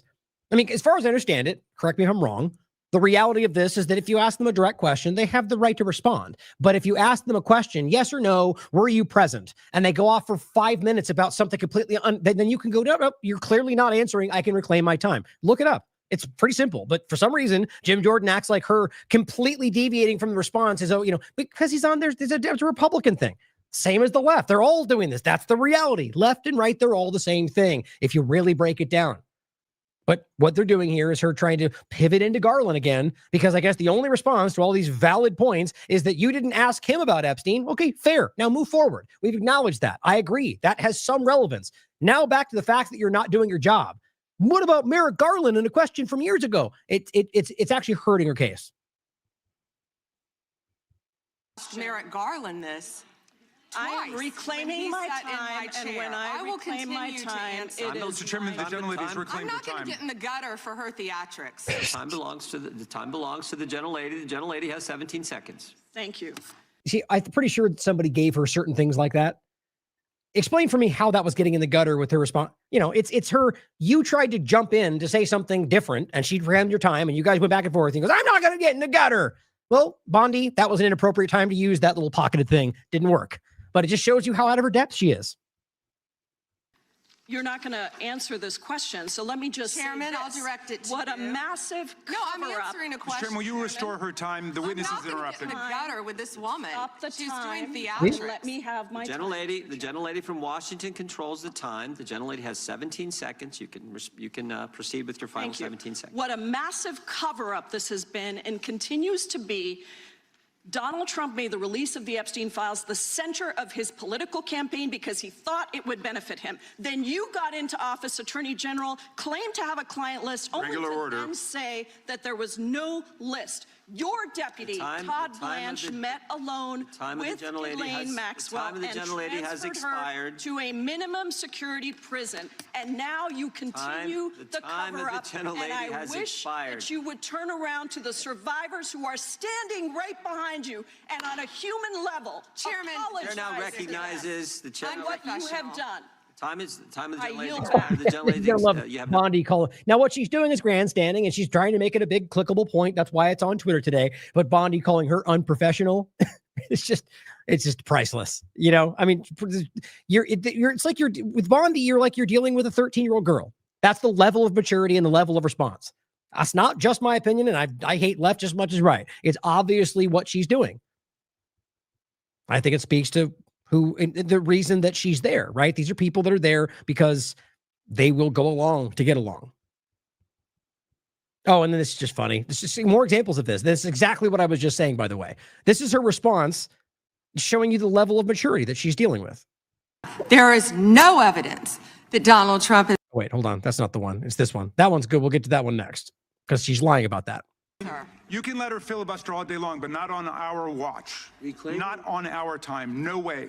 And I told you about that, Attorney General, before you started. You don't tell me. Yeah, I did tell you because we saw what you did in the Senate. You're a lawyer, not even a lawyer. Committee will be in order. Time, and I should get back at least 45 seconds. He's just a small person.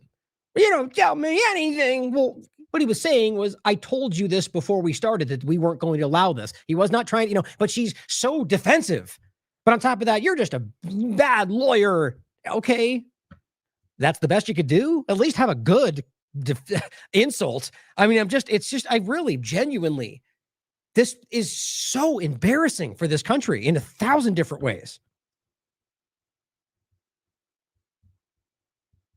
Here is, this one is interesting because this is the same one we just showed you. Remember I told you to remember that statement about the files, they put out the way that you did, or, whatever she said, right? Basically saying that the way you put these out and the information that you didn't redact, right? The names, they're talking about the file, the same thing. It's all the same exact clip I just played for you.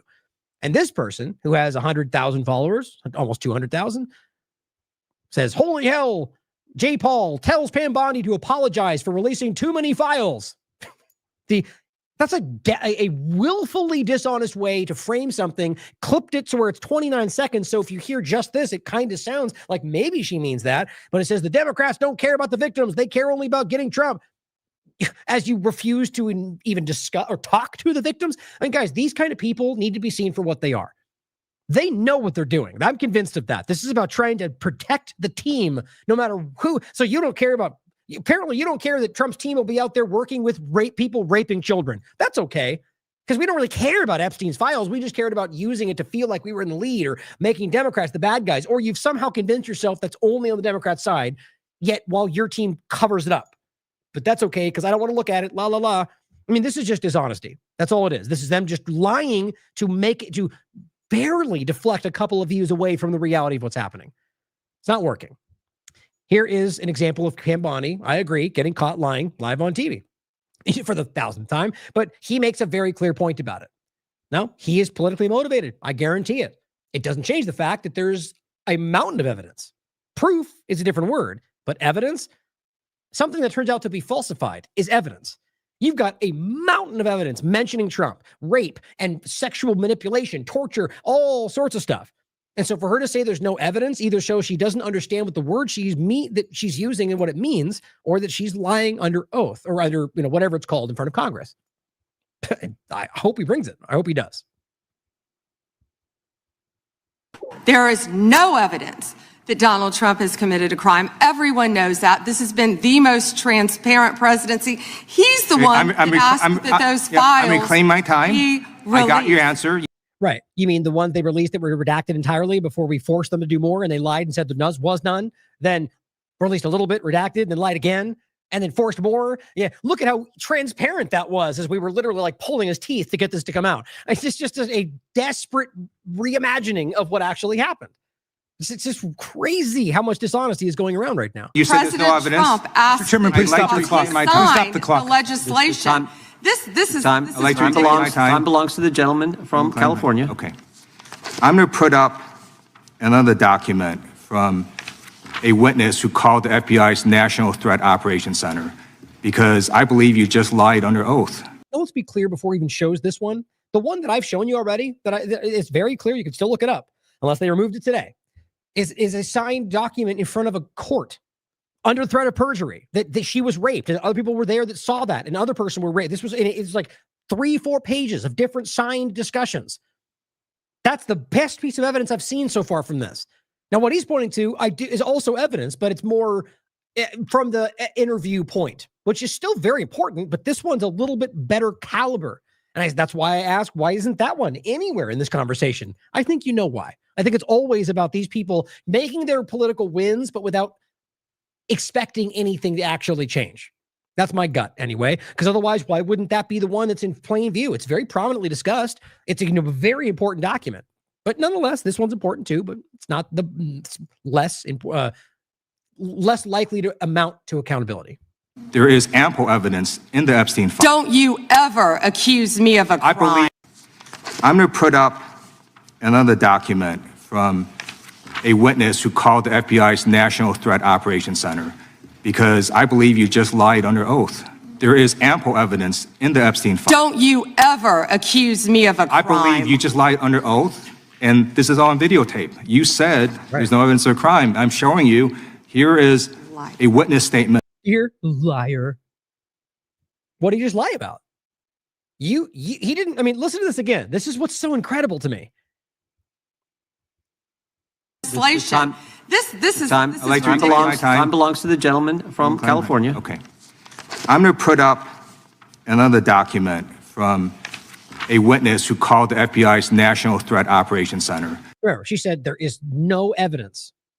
Because I believe you just lied under oath. There is ample evidence in the. And he just said there's ample evidence. Okay, right there. There's no evidence. That's her stance.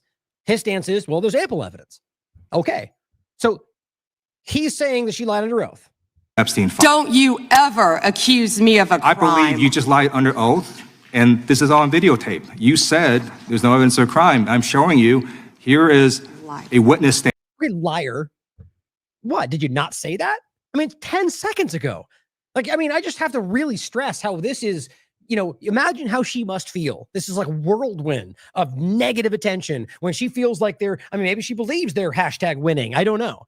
But I mean, you're just deflecting and lying. And like, that's got to be wildly uncomfortable. And I think she deserves that, quite frankly. Who called into the FBI's Threat Operations Center. He drove Donald Trump around in a limo. He overheard what Donald Trump said to Jeffrey on his cell phone. He was so angry, he was going to stop a limo and hurt Donald Trump. And he met a girl who said she was raped by Donald Trump and Jeffrey Epstein. She later had her head blown off, and officers at the scene said that could not have been suicide. No one at the Department of Justice interviewed this witness. You need to interview this witness immediately. Epstein should rot in hell. That's super important, guys. This is what I was saying before. Same point with the other. And we don't know about all of it, but in the cases we do, if nobody followed up, which is the case here, then what are we talking about? There was if you haven't even spoken to the victims themselves. No one's followed up with these pieces, so you can't claim, as Kash Patel repeatedly has, that there is nothing to go on. They're lying to you, guys. It's all right in front of you, and it's not, whether the Democrats point to it or not, you can look for yourselves. What are we doing here? So should the men who patronize this operation. And as we say here today, there are over 1,000 sex trafficking victims, and you have not held a single man accountable. Shame on you. If you had any decency, you would resign right after this hearing. Yeah, and as always, they get the grant, which I don't disagree with, but it's about making a moment. But I don't think they even care. I really don't. At the end of the day, they're covering this up. Now, Ted Lieu and all the rest of them, let's see what you do. What's going to happen? Ted, is someone going to go to jail? If nobody does, then I'm going to hold you accountable. Why aren't you doing anything? It's the same point every single time. I mean, this is how infuriating it is for those of us that stand back from nonpartisan perspective and watch the continuing hamster wheel. No one, it's like right now I'm glad that you're getting a lot of attention from people going, where's the arrest? 0, all of these categories, because you just can't miss that. But now hopefully you can stand back and look at the one before. I'm sure you guys were already doing it to Biden, but go before that. Go before that. Look at the last Republican administration you thought you liked. You'll find the same story. So watch now I hope I'm wrong. With these cases, I usually do because I want there to be arrests. Left, right, I don't care. People deserve to be put in prison for what's going on here. But hopefully not, but when it inevitably does not happen, then the Ted Lieu's and Donald Trump's and Bondi's of the world are all equally accountable, guys, because it's right here in front of them. So thank you, Alien Invader, for making sure I saw this because it still hasn't stopped. Yes, it went down yet again. What was it last time? I think it was 1,500 something.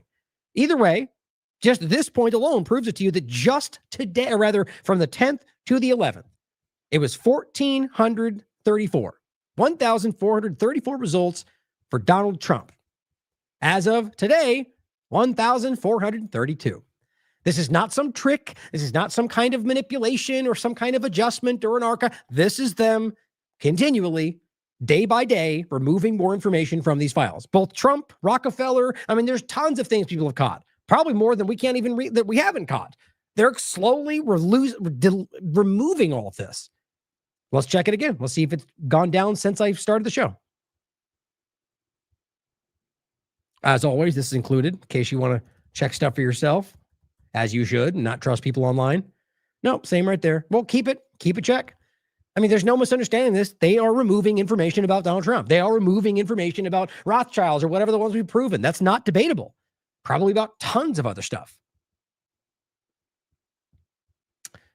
Here is Nader asking a like the most uncomfortably straightforward question. It's just the way he's so awkward, but it's just straight, exact question. And the way she responds, you have to laugh at how stupid this is. As DD Geopolitics says, Pam Bondi is a psychopathic spoiled brat. This theater from her is really tired. Go girl, give us nothing is what they wrote. How many of Epstein's co-conspirators have you indicted? How many perpetrators are you even investigating?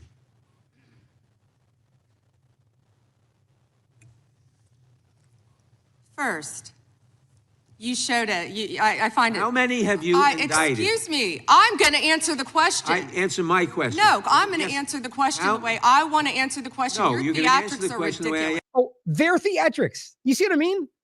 Who are in the files? Your theatrics are crazy. the one doing jumping jacks and waving hands. You're theatrical. You know what I mean? And I'm not saying it's not the same way on both sides, but just think about how she's clearly been coached and she just doesn't know how to apply it. You're just, reacting to things that don't meet what the point is. It's just crazy. It's sad. And what's alarming is that this is the Attorney General of the United States of America. Let that sink in for a second, guys. Now just watch this again. How many have you indicted? Conspirators have you indicted? How many of Epstein's co-conspirators have you indicted? How many perpetrators are you even investigating? You realize how wildly relevant that is? Are you looking into anybody? Because you have to understand, despite their claims from Cash and it's over, it's it, that's it, there's no more, you can quite literally prove that's not true. So they should be investigating plenty of this, like the one Massey showed, like the one you just saw, clearly. So to ask point blank, are you, and for her to respond like that, how do you not see that as desperate? That's like saying, what place do you work at? I'm not going to stand for this grandstanding. It's like, what? Okay, what's clearly that's a sensitive question, and it's obviously important.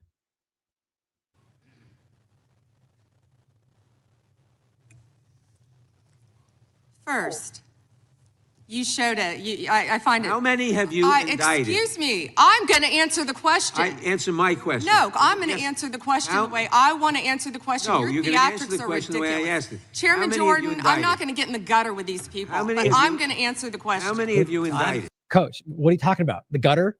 It's a very straightforward question, and you weren't going to answer it, and which you will see. She was going to go into her notes and what she was going to say to deflect. She will not answer that question. Again, the time belongs to Reclaiming my time. The time belongs. I think it's very interesting. Reclaiming my time. I think it's very interesting. You can When reclaim he your talks time. about they Reclaiming my time, indicted, Mr. the Chairman. president said they indicted him Right now, Jim Jordan is not doing his job because she's not responding to any question. She's just choosing to speak out loud, and that's not within decorum. She's supposed to be. I don't even mean just what's polite. There's a process here.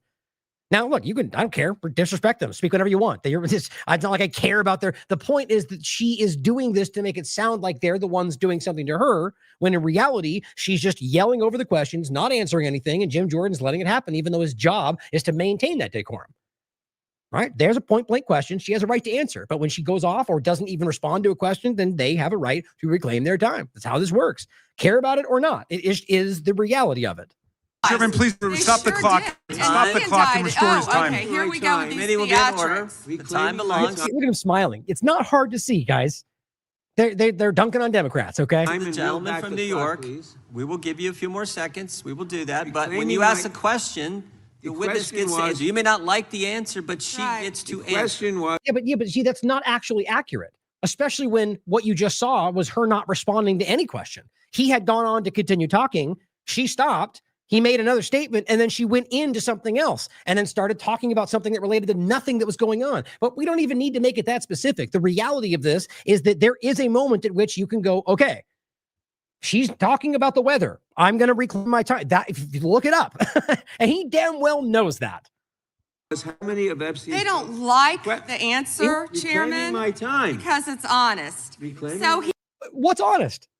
Well, you haven't even answered the question. You see, what she's trying to say is, because I said you didn't ask about Merrick. Yeah, mic drop. That's what she thinks she's doing. It's not honest. What you're doing is very dishonestly avoiding the question. But, I mean, maybe she doesn't realize how obvious that is. He asked a 4-minute question. Restore 45 and seconds, I am Mr. Neville, going please, to Mr. ask- Chairman. Okay. Very quickly, because I want to get through this clip. She just claimed he's asked a 4-minute question. Let's go back to the beginning. How many of Epstein's co-conspirators have you indicted?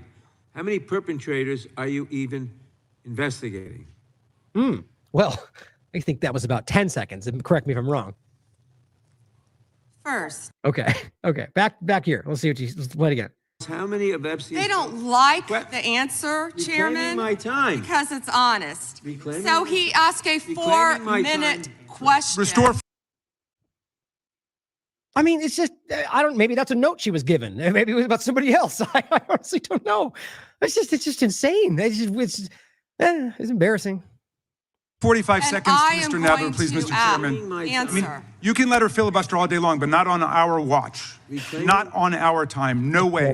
And I did tell you because we saw what you did in the Senate. Lawyer, not even a lawyer. Committee will be in order. Time, and I should get back at least 45 seconds. We will give you a few more seconds. I Not a said that few more, already. 45 seconds. Okay, I'm timing right now, Mr. Neville. All Reclaiming right. my time.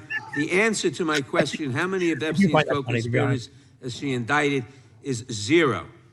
Well, yes, we already knew that, Nader. You didn't need to push all to get that point out. How many? But I do find it funny because, he's just frustrated by dealing with all the childish nature. But Jim Jordan does the same things when he's the one asking questions. But that was still funny, But I mean, come on, guys. I mean, what this is, it's demonstrating that we are not serious. That if we don't do something about this as the American people to actually, whatever that may look like, I'm not calling for violence, or they don't do anything to actually change the way this continues, we're a joke. This is what a banana republic looks like. You may not feel that way because you've been raised with this jingoistic mindset of the greatness of this country. At one point, yes, that has long since been the reality. And that's not because it's hate America. It's because people like us that are telling you that are the ones that are fighting for it. Actually. So here's a couple of clips that I thought stood out. I couldn't find these. I just grabbed these from the live feed. And I think these really stand out because this is one of the ones I saw. And I didn't catch most of it. I watched a good chunk of it and I was looking for good clips. And I'm telling you, this stands out as one of the most basic questions. I'm not familiar with this congresswoman. So who knows whether she's just super partisan. I mean, I think they all are. But the way she asked this is very straightforward, very specific. Like, as always, kind of a call for nonpartisan response and so on. But, who knows whether it means that or not. But the way she answers is very telling. And that's no different than what you've already seen. But I do think these stand out because this question, and like the one with the survivors, it's important. And it's not just dishonest and desperate to not answer it. It shows a lack of compassion, a lack of concern for any of this. The law, the people that were raped and tortured and everything else. But no surprise, they're cheering on a genocide. So it wouldn't surprise me see any more or even more. So this one first, and it was, what was her name? Hold on. I'll just do it real quick on here. Resonated. Miss Blint. Not familiar, but here's the clip. Resonated so deeply with so many Americans. And the other reason, I think, is because it has revealed a two-tiered system of justice. And the powerful are protected and the survivors rarely get any accountability. And the Epstein files contain evidence of a multi-decade international criminal conspiracy involving some of the wealthiest and the most powerful people in the world. There's evidence of financial crimes, political corruption, sex trafficking, and of course, horrible sexual abuse. And I want to remind everybody, this isn't a game. These are real people, people who have suffered, who are sitting here with us today, and they deserve answers and they deserve accountability. And I'm here to try to get some for them. Now, I've seen some of the unredacted Epstein files, and obviously, as you know, President Trump's name is all over them, but so are the names of other senior Trump officials. Howard Lutnick, Secretary of Commerce, John Phelan, the Secretary of the Navy, and Stephen Feinberg, the Deputy Secretary of Defense. These men were appointed by President Trump to senior positions in his administration. All of them have clear and confirmed ties to Jeffrey Epstein. Attorney General Bondi, yes or no, has the Justice Department asked Secretary Lutnick about his ties to Epstein? Excuse me. Secretary Lutnick has addressed those ties himself. I'm asking you, has the Justice Department specifically asked Secretary Lutnick about his ties to Jeffrey Epstein? He has addressed those ties himself. Has the DOJ? So just so it's not being missed, the question is clearly about whether you have investigated this. Have you spoken to Lutnick on an official capacity? Right? I think she says in a second, you lied about going to the island. You can now prove that you were there. The island of all. What about that? What do you know? Who were you involved with? Nope. According to the record, not a single moment that's happened. Now she goes on to ask about the others. Have you? And her response will speak volumes. But recognize the point is Bondi actually saying that her investigation is concluded by listening to what Lutnick publicly stated? So his tweet is enough for you, Bondi? Well, probably because that's what she's being told to do. Ignore. But that's the Attorney General of the United States of America basically going, well, he said it out loud. Watch the next two.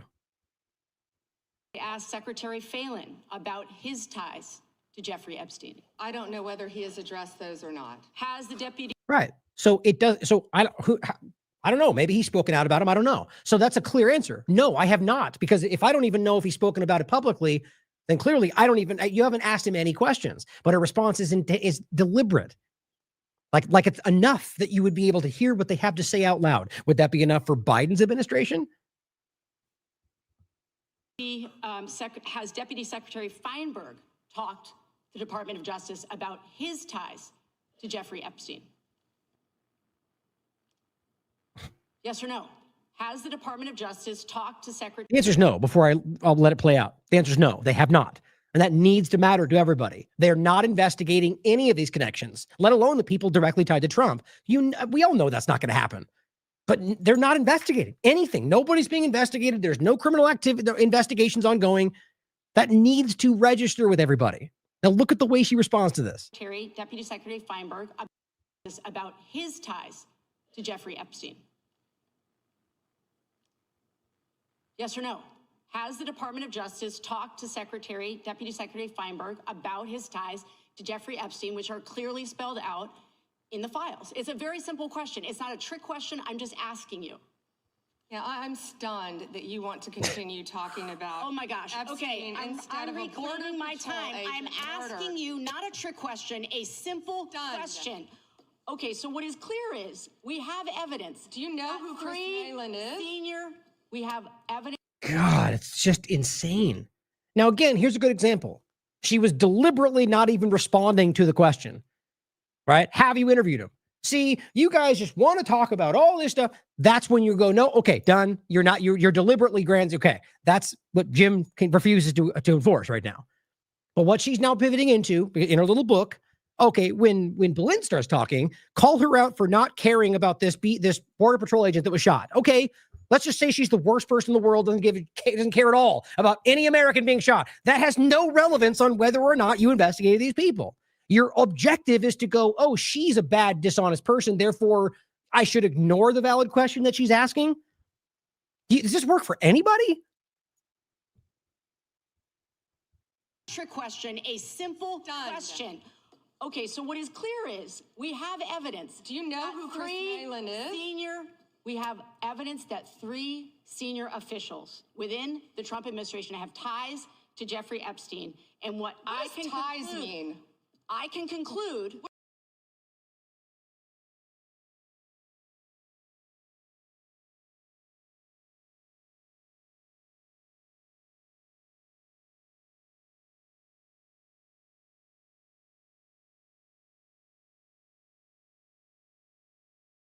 Oh, sorry, I was muted. Just very quickly, the point is, I can help you, Bondi. A tie? I don't know, having your name listed in the Epstein files, having meetings with Epstein, financial business overlaps, joining him on the island, all provable for Lutnick, by the way. How does that work for you, Bondi? Are we clear on what a tie is now? Because here she's going to go on and go, what's a tie? What tie? What do you mean? That's the best she can do.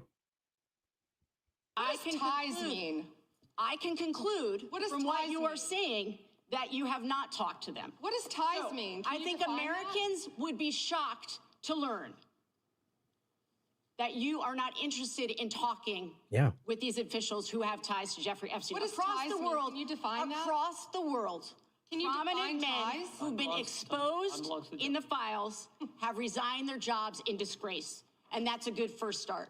And that same Disgrace is standard, not saying the word this Chris same Malin. standard should apply here. And Americans want accountability. Who is Chris Malin? Was the president he? aware? Please stop talking. It is not your time to ask questions.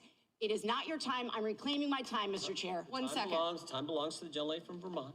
Was the president aware of Secretary Lutnick's ties to Epstein when he chose him to lead the Department of Commerce? Well, he was about Acosta, and that didn't matter. So I'm going to go ahead and argue yes.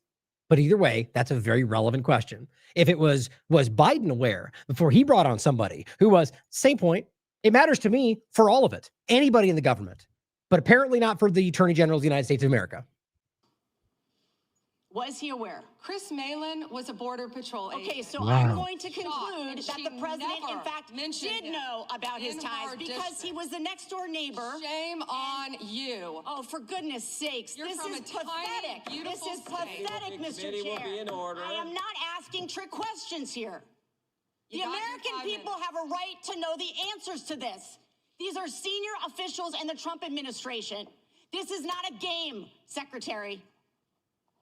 I'm Attorney General. My apologies, I couldn't tell. So my opinion is that was set up on purpose, just by the way her face looked. And if you don't understand why that matters, and it's so funny because I can picture Bondi thinking she caught her in a mistake. Secretaries are people that are working for the administration, right? Their job, they're an attorney general is not supposed to be bound by what the president tells them to do. They're supposed to be an independent position. You know, they would investigate the president. No, not here. She works for the president. That's why they refer to him as her boss, and she doesn't even flinch. But that was well crafted, I think, because it made it clear. By 2008, we knew that Epstein was a convicted sexual abuser. And we now know that Lutnick went to Epstein's Island in 2012.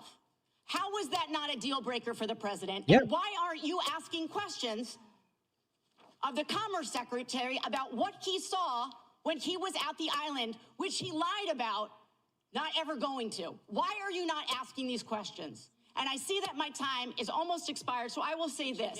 Do the right thing, Attorney General. Meet with the survivors. They have been asking for a year. Meet with the survivors. Do the right thing. I yield back. Gentlelady yields back. The gentleman. Pretty crazy. Let me ask you a question. Hypothetically speaking, was it Boslet, whatever her name was? Let's just say hypothetically right now you knew that she was in the files, right? That she's guilty, that she went to the island, all of it. Would that make her questions any less relevant? Would that make her point any less important? Yeah, I mean, clearly it's going to be in her benefit, especially if she can deflect from them, but it still matters. This is what's so frustrating, is that we get into this partisan game that completely derails the conversation, even if that's not the majority. But it still has that effect. I think we need to keep thinking about that, because the reality is these are all relevant questions from everyone. We need to know. And if it takes them, think about the funny part of this. The whole check and balance part of the way the system was designed, in a way, is showing itself in this, where they want to throw it at them and to throw it back at them. And that's how it's kind of supposed to work, is where you check their own opportunism and profiteering. And ultimately each side, I mean, obviously it's not where we are. It's clearly not perfect. And it's only if we are able to maintain it, keep something, or maybe hopefully drive in a direction away from government. But the reality is you can see them sort of using that. And if we can get this to a place to where they all are trying to hold the other one accountable, even if they're guilty themselves, we can harness that. Now, my opinion. I want to get well past the point where government exists at all. But while we're here, maybe. Here's how she followed up to this. I think this is equally embarrassing and relevant. Absolutely, Madam. Thank you. I was curious if you, Congress... For the record, this is literally right afterward. This is half a second after I ended that clip. What happens is she asked one of the other members of Congress on the Republican side to just throw her 30 seconds from their time, which they did. Not unprecedented, but I find it weird just to be like, yeah, here, go, yell back at her. It's a partisan game for all of them. But just recognize this was directly after the clip you just saw. This is her direct response to what she was saying about Lutnick and whether she's asked those questions. Woman, I was curious if you, Congresswoman, asked Bill Clinton that. Didn't see one tweet, not one. I didn't see one tweet when Joe Biden was in office about Bill Clinton. Didn't ask Merrick Garland anything about Epstein, not once, when he was... Weak sauce. Yeah, it is weak sauce. That was her responding. It's the same response. You didn't, not one tweet. What are you talking about? Tweets? Seriously? You're a child. You're a child in the room. The idea that you're even deflecting to the fact that they didn't tweet. Yeah, they're all criminals. Good. They're all broken. They're all deceptive. Now answer the question. This is my point in the past about looking at them as just one thing. That's what I mean right there. It's the government and us. That's what we're dealing with, even if that's not how they see it themselves. So when this kind of thing happens, from as a perspective from us, our response needs to be, we don't care about your petty BS. Answer the question, Bondi. We want to know what the reality is. And you, Bassett, were you there? Answer the question. How about you? Not that we ever have that opportunity, but my point is through our efforts, we can demand that kind of response. We don't want to hear about why the left wouldn't let you or the right wouldn't do this. We want responses. And if you don't, then you're all going to go somewhere else. We're all going to find new people, which again, I doubt that'll be a lot, but it's a starting point to just mentally rearrange how we deal with this. I'm well aware that that's the power structure will never allow something like that. My point though, is for you to change the way you mentally engage with this stuff.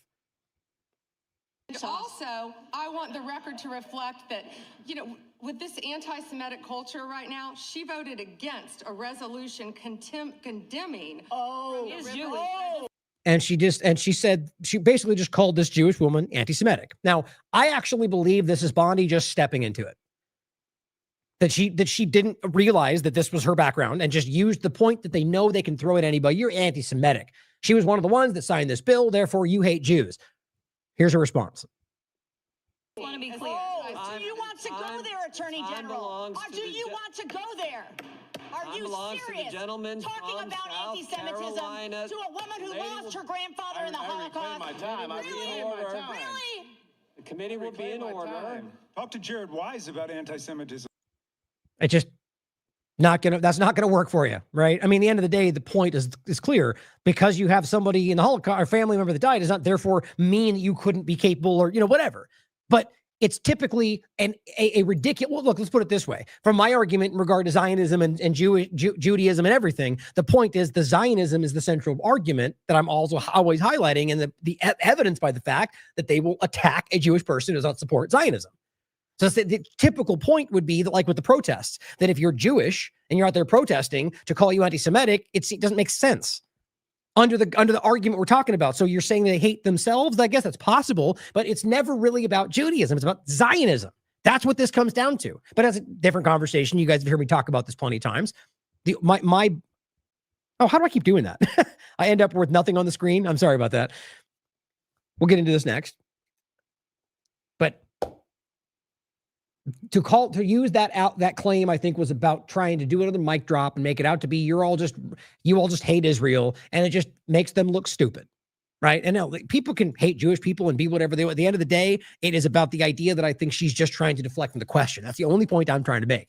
I think that's self-evident. Now, here about Lutnick, Commerce Secretary Howard Lutnick acknowledges meetings with Epstein. In case you hadn't seen that, they're not making that up. This was in the files. He lied about going. It's now come out that he was working with him. We already knew. Financial, we knew. More came out. But the fact that he lied about going to the island, the idea that that's just a nothing story, like no one, like from the Republican side, that's huge. Can you imagine if any Democrat was recently exposed to be there? It would be the story of the century, but not Lutnick, who's tied right into the administration and connected with every bad part we've always been fighting, from technocracy to Zionist to globalism to, you name it. But no big deal because he's our guy. Hashtag winning. Next point. Shadow of Ezra highlights Pam Bondi, I guess, embarrassing herself about the financial side of this. This last point on these clips, I just thought this was humorous. And what's bad about this, again, it shows kind of like this is something that was written down probably by Trump. When they start saying this, tell them how great the economy is, because that'll go over well in a hearing about child sex trafficking, right? And covering up of the Epstein files. She just thought this would work. It starts right where the clip where she's saying this, but it's hard. If you watch the full thing, it's embarrassing. And everyone's laughing at her. Epstein files are going to Oh, I forgot about that, actually. I was going to play that, so I'll play it in a second. Conspirators have you indicted. Oh, sorry. How many? I'm not removing these in time. Oh, it's right here. The Dow right now is over. The Dow is over $50,000. I don't know why you're laughing. You're a great stock trader, as I hear, Raskin. The Dow is over 50,000. What's funny to me is, right, so she just lurches into this idea about how first of all, even if it is, what does it have to do with anything? The idea is that Trump's saying, and it's not even the reality. What you're pointing to, if those are even accurately represented in this broken system we're in, has very little bearing on the vast majority of Americans' lives. 401ks are great. Everything, yes, great. Do you not realize that most Americans don't even know about, most Americans do not have those things, and a large portion of that doesn't even know what those are, quite frankly. The reality is this is not the world we live in. She's talking about the 0.01% that everything they do benefits right now. I mean, there was even a political campaign argument from somebody recently about, hey, remember when MAGA told you they were the party of the people, the working class? It's like, you must realize that's so obviously not what it's showing right now, to the point to where you're able to make that argument to an audience that's going to go, you know what? It's very clear that we're being played. It's not just by the right, but it's beginning to dawn on everybody in all this. But here she is deflecting into the financial side of things, and people chuckle about it. It just feels kind of sad. And I want you to really think about even if this is true, what does that mean for you? Does your day suddenly change because the NASDAQ is better? It doesn't for most people. Right now, the S&P at almost 7,000, and the NASDAQ smashing records. Americans' 401ks and retirement savings are booming. It's even the way she's reading that. Are you in some kind of an advertisement? What a weird thing to do, to just pivot into Trump's the greatest about financial, when it's not even the accurate representation of where our financially at in this country. It's just not. Most conservative is the one going, I'm paying more for everything. My life is worse right now. It's just sad. That's what we should be talking about. We should be talking about making Americans safe. We should be talking about, what does a Dow have to do with anything? That's what they just asked. Are you kidding? You realize, I'm pretty sure she's referring to the victim sitting behind her. So the question is not whether these things matter to people. It's about why you're saying this in a hearing about Epstein files being covered up. You just literally said in your statement that we need to be focusing on these things. Why are we focusing on this? That was her premise right there. I mean, really sit with that. You just told everybody in a room of people, an entire administration built on this happening, that we shouldn't even care. We should be focusing on things that only the elitists in the room care about. I mean, you can't get more specific than that. That is everything. I mean, that is the microcosm of everything I've been showing you. It's very clear. So last few points here. Some personal, here's Owen Schroyer for whatever that means for you. It continues to get worse. He writes, clearly everyone in the room knows the pressure and has no idea how to handle it. I agree with that. Bondi keeps cheerleading. Members of Congress don't ask the right questions. No one's even talking about the Epstein files. This hearing has been a clown show. Not really true, though. Most of them seem centered around files that people want to point out, but I'm glad to see people. I mean, he's saying Bondi's crashing out right now, ranting about Trump impeachment from 2019. Now, he's a different case, seeing as how he's sort of like this. I don't know. I don't trust it right now, but, leading InfoWars. But at the end of the day, most people seem to argue like he's sort of being like the feigning anti-Trump, but really continuing, decide for yourself. I'll call out what I think is correct and what I agree with, whoever says it. And I think what's important is that they're, from this perspective, is that one, we all see that she's melting down, which should be obvious to anybody, but two, that the members of Congress aren't even asking the right questions. Not really. Some of them, a few, most of them are just about broader overlap, Trump, like not actual legal accountability, which is what this is about. And then he added to this saying, look, you could be the biggest Trump supporter out there. That's fine. But if you can't admit that this Bondi hearing and her handling of the Epstein files, which means Trump's, if we're going to be honest about it, has been a complete disaster, you're just brainwashed and indoctrinated as the radical left that you attacked for the last 8 years. Well, good. Where were you 4 years ago when that was what we should be saying about everything going on or every other part of the conversation? Well, maybe if he continues to call this out from a nonpartisan place, is not what he's doing now, but I will continue to say, good, I agree with that. That's just from my perspective. Like, I will support whatever I think is accurate and correct with good intention. Glenn Greenwald says, when Trump first started telling MAGA that to hate Massey, the reason he gave was he was a grandstander who gets nothing done. Well, Massey is now getting things done. Did as much as anyone to force the release of the Epstein files, yet now many hate him even more. Obvious point. And you know what that shows you. This person says, oh my God, Massey's a child. He's tried pressing Pam Bondi. She didn't hold back and ripped his fraud to shreds. See my point? This is the kind of clown that's out there cheering for the stupid things that she said. You're a hypocrite. Where were you the last 4 years? You see, that's the kind of meaningless, like whether that matters anywhere else, this does not matter to this point. You're literally you're hiding from the fact that Bondi covered up Wexner, that Bondi and her team released survivors that you claimed 30 seconds ago you were fighting for. But now your only thing is, oh my God, he voted against this bill she called him out for. What a dunk. Except if you look at what he said about it, he told you that it was going to be used against you. But keep following the team because that seems to work out. Here is Simon Godek pointing to one of the people that we're making fun of. Cat Turd says, on our podcast tomorrow, I'm going to go TF on fraud, Thomas Massey. On his political life and his personal life, the gloves are off. I'm going to expose this scumbag. Cat Turd could spend his podcast going after Howard Lutnick, who downplayed pedophilia and lied about his ties to Epstein. Instead, he's exposing the guy who pushed to make the files public. Tells you everything. Speaks for itself. Now, here's Kash Patel telling you how they're going to blow this thing open and investigate. Oh, you know what? Not even worth grabbing it. I was kind of making a joke. The point is, here's Kash Patel saying, it's all over. No more to be seen. I said, so guess that's it, guys. Most transparent administration in history. They incessantly repeat about each other. Most transparent, don't they? Bondi, Kash, all around. While zero action has been taken. In stark contrast to other nations right now. This was about pacification. The hopeful part is that most seem to see it. Demand arrests. Here's the episode I recently did making that case. It's about accountability or pacification, right? Remember these binders that said the most transparent administration in history that were full of a bunch of deceptive claims and redacted information and things that we already had. And then they acted like that was it. Remember? Oh, it's it. That's it. There's no more. Or it's all porn. Sorry, can't give it to you. And all of these clowns in the picture lied about it, stopped saying anything about it. And then when it actually came out, they were silent for 3 days you just can't be. It takes a special kind of stupidity to not acknowledge what this is, guys. Partisan manipulation.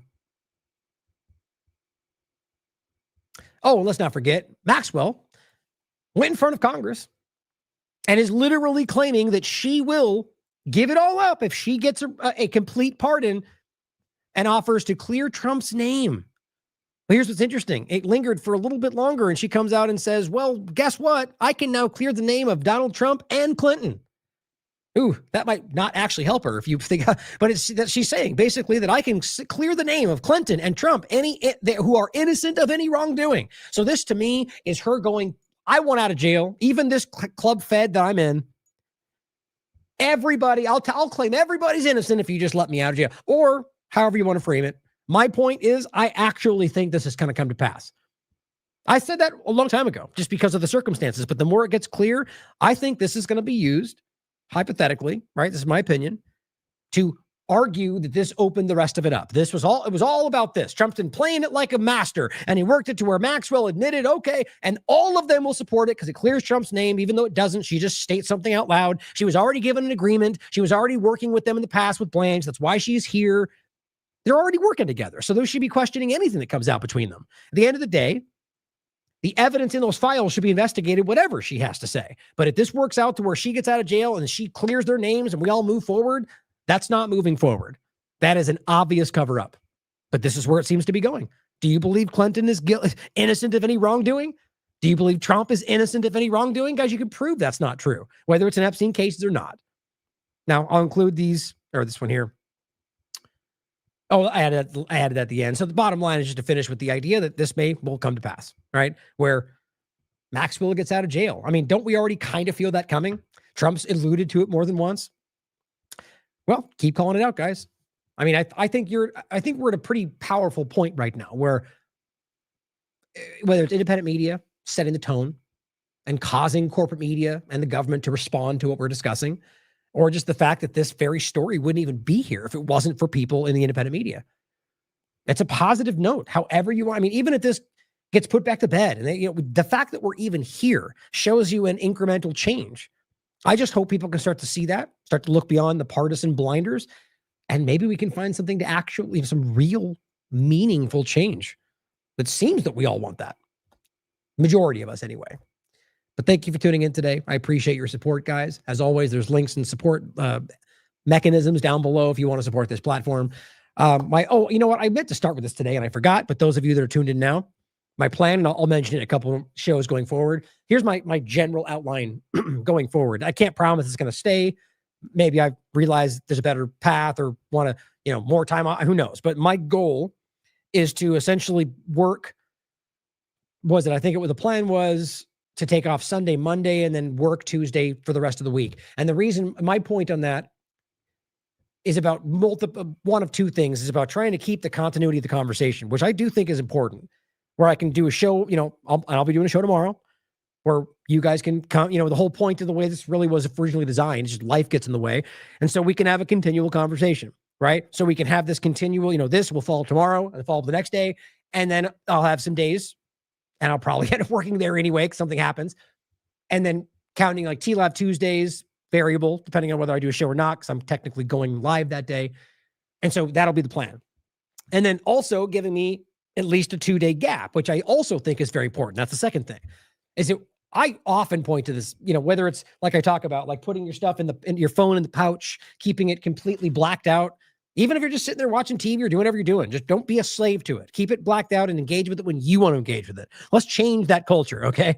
But on top of that, when you immerse yourselves in this, I feel like I'm good at putting it away. That's not always really the issue, but it's about falling into, the narratives, the manipulation. Like there's so much weirdness out there and so much psychological stuff and technological stuff that I'm trying to be overly cautious about being as objective as possible. And so having that gap, I think, is important. And what I try to do is completely pull away from it as best I can. And so it kind of clears you out. And then you come back in and you kind of engage with what's there. You're not being guided by the other points, if you see what I'm saying. But as I said, that may change. That's just kind of where I've come to right now. And I'm just kind of at a gung-ho moment where I want to make sure we're getting as much content out as possible, but I want to make sure I don't just work myself out and then take too much time. It's always, as always, guys, I'm just speaking from the heart. It's important to me that you guys know where my mind's at and what we're trying to do, because that's why you're here, I'd imagine, because we're real. So thank you for tuning in, and I'll see you tomorrow. Plenty more to talk about. Send anything else, call the office, send in DMs, tag me on Twitter, whatever you think is important, try to include it. I love you all. As always, question everything. Come to your own conclusions. Stay vigilant. My father told me when I was a child, people in authority lie.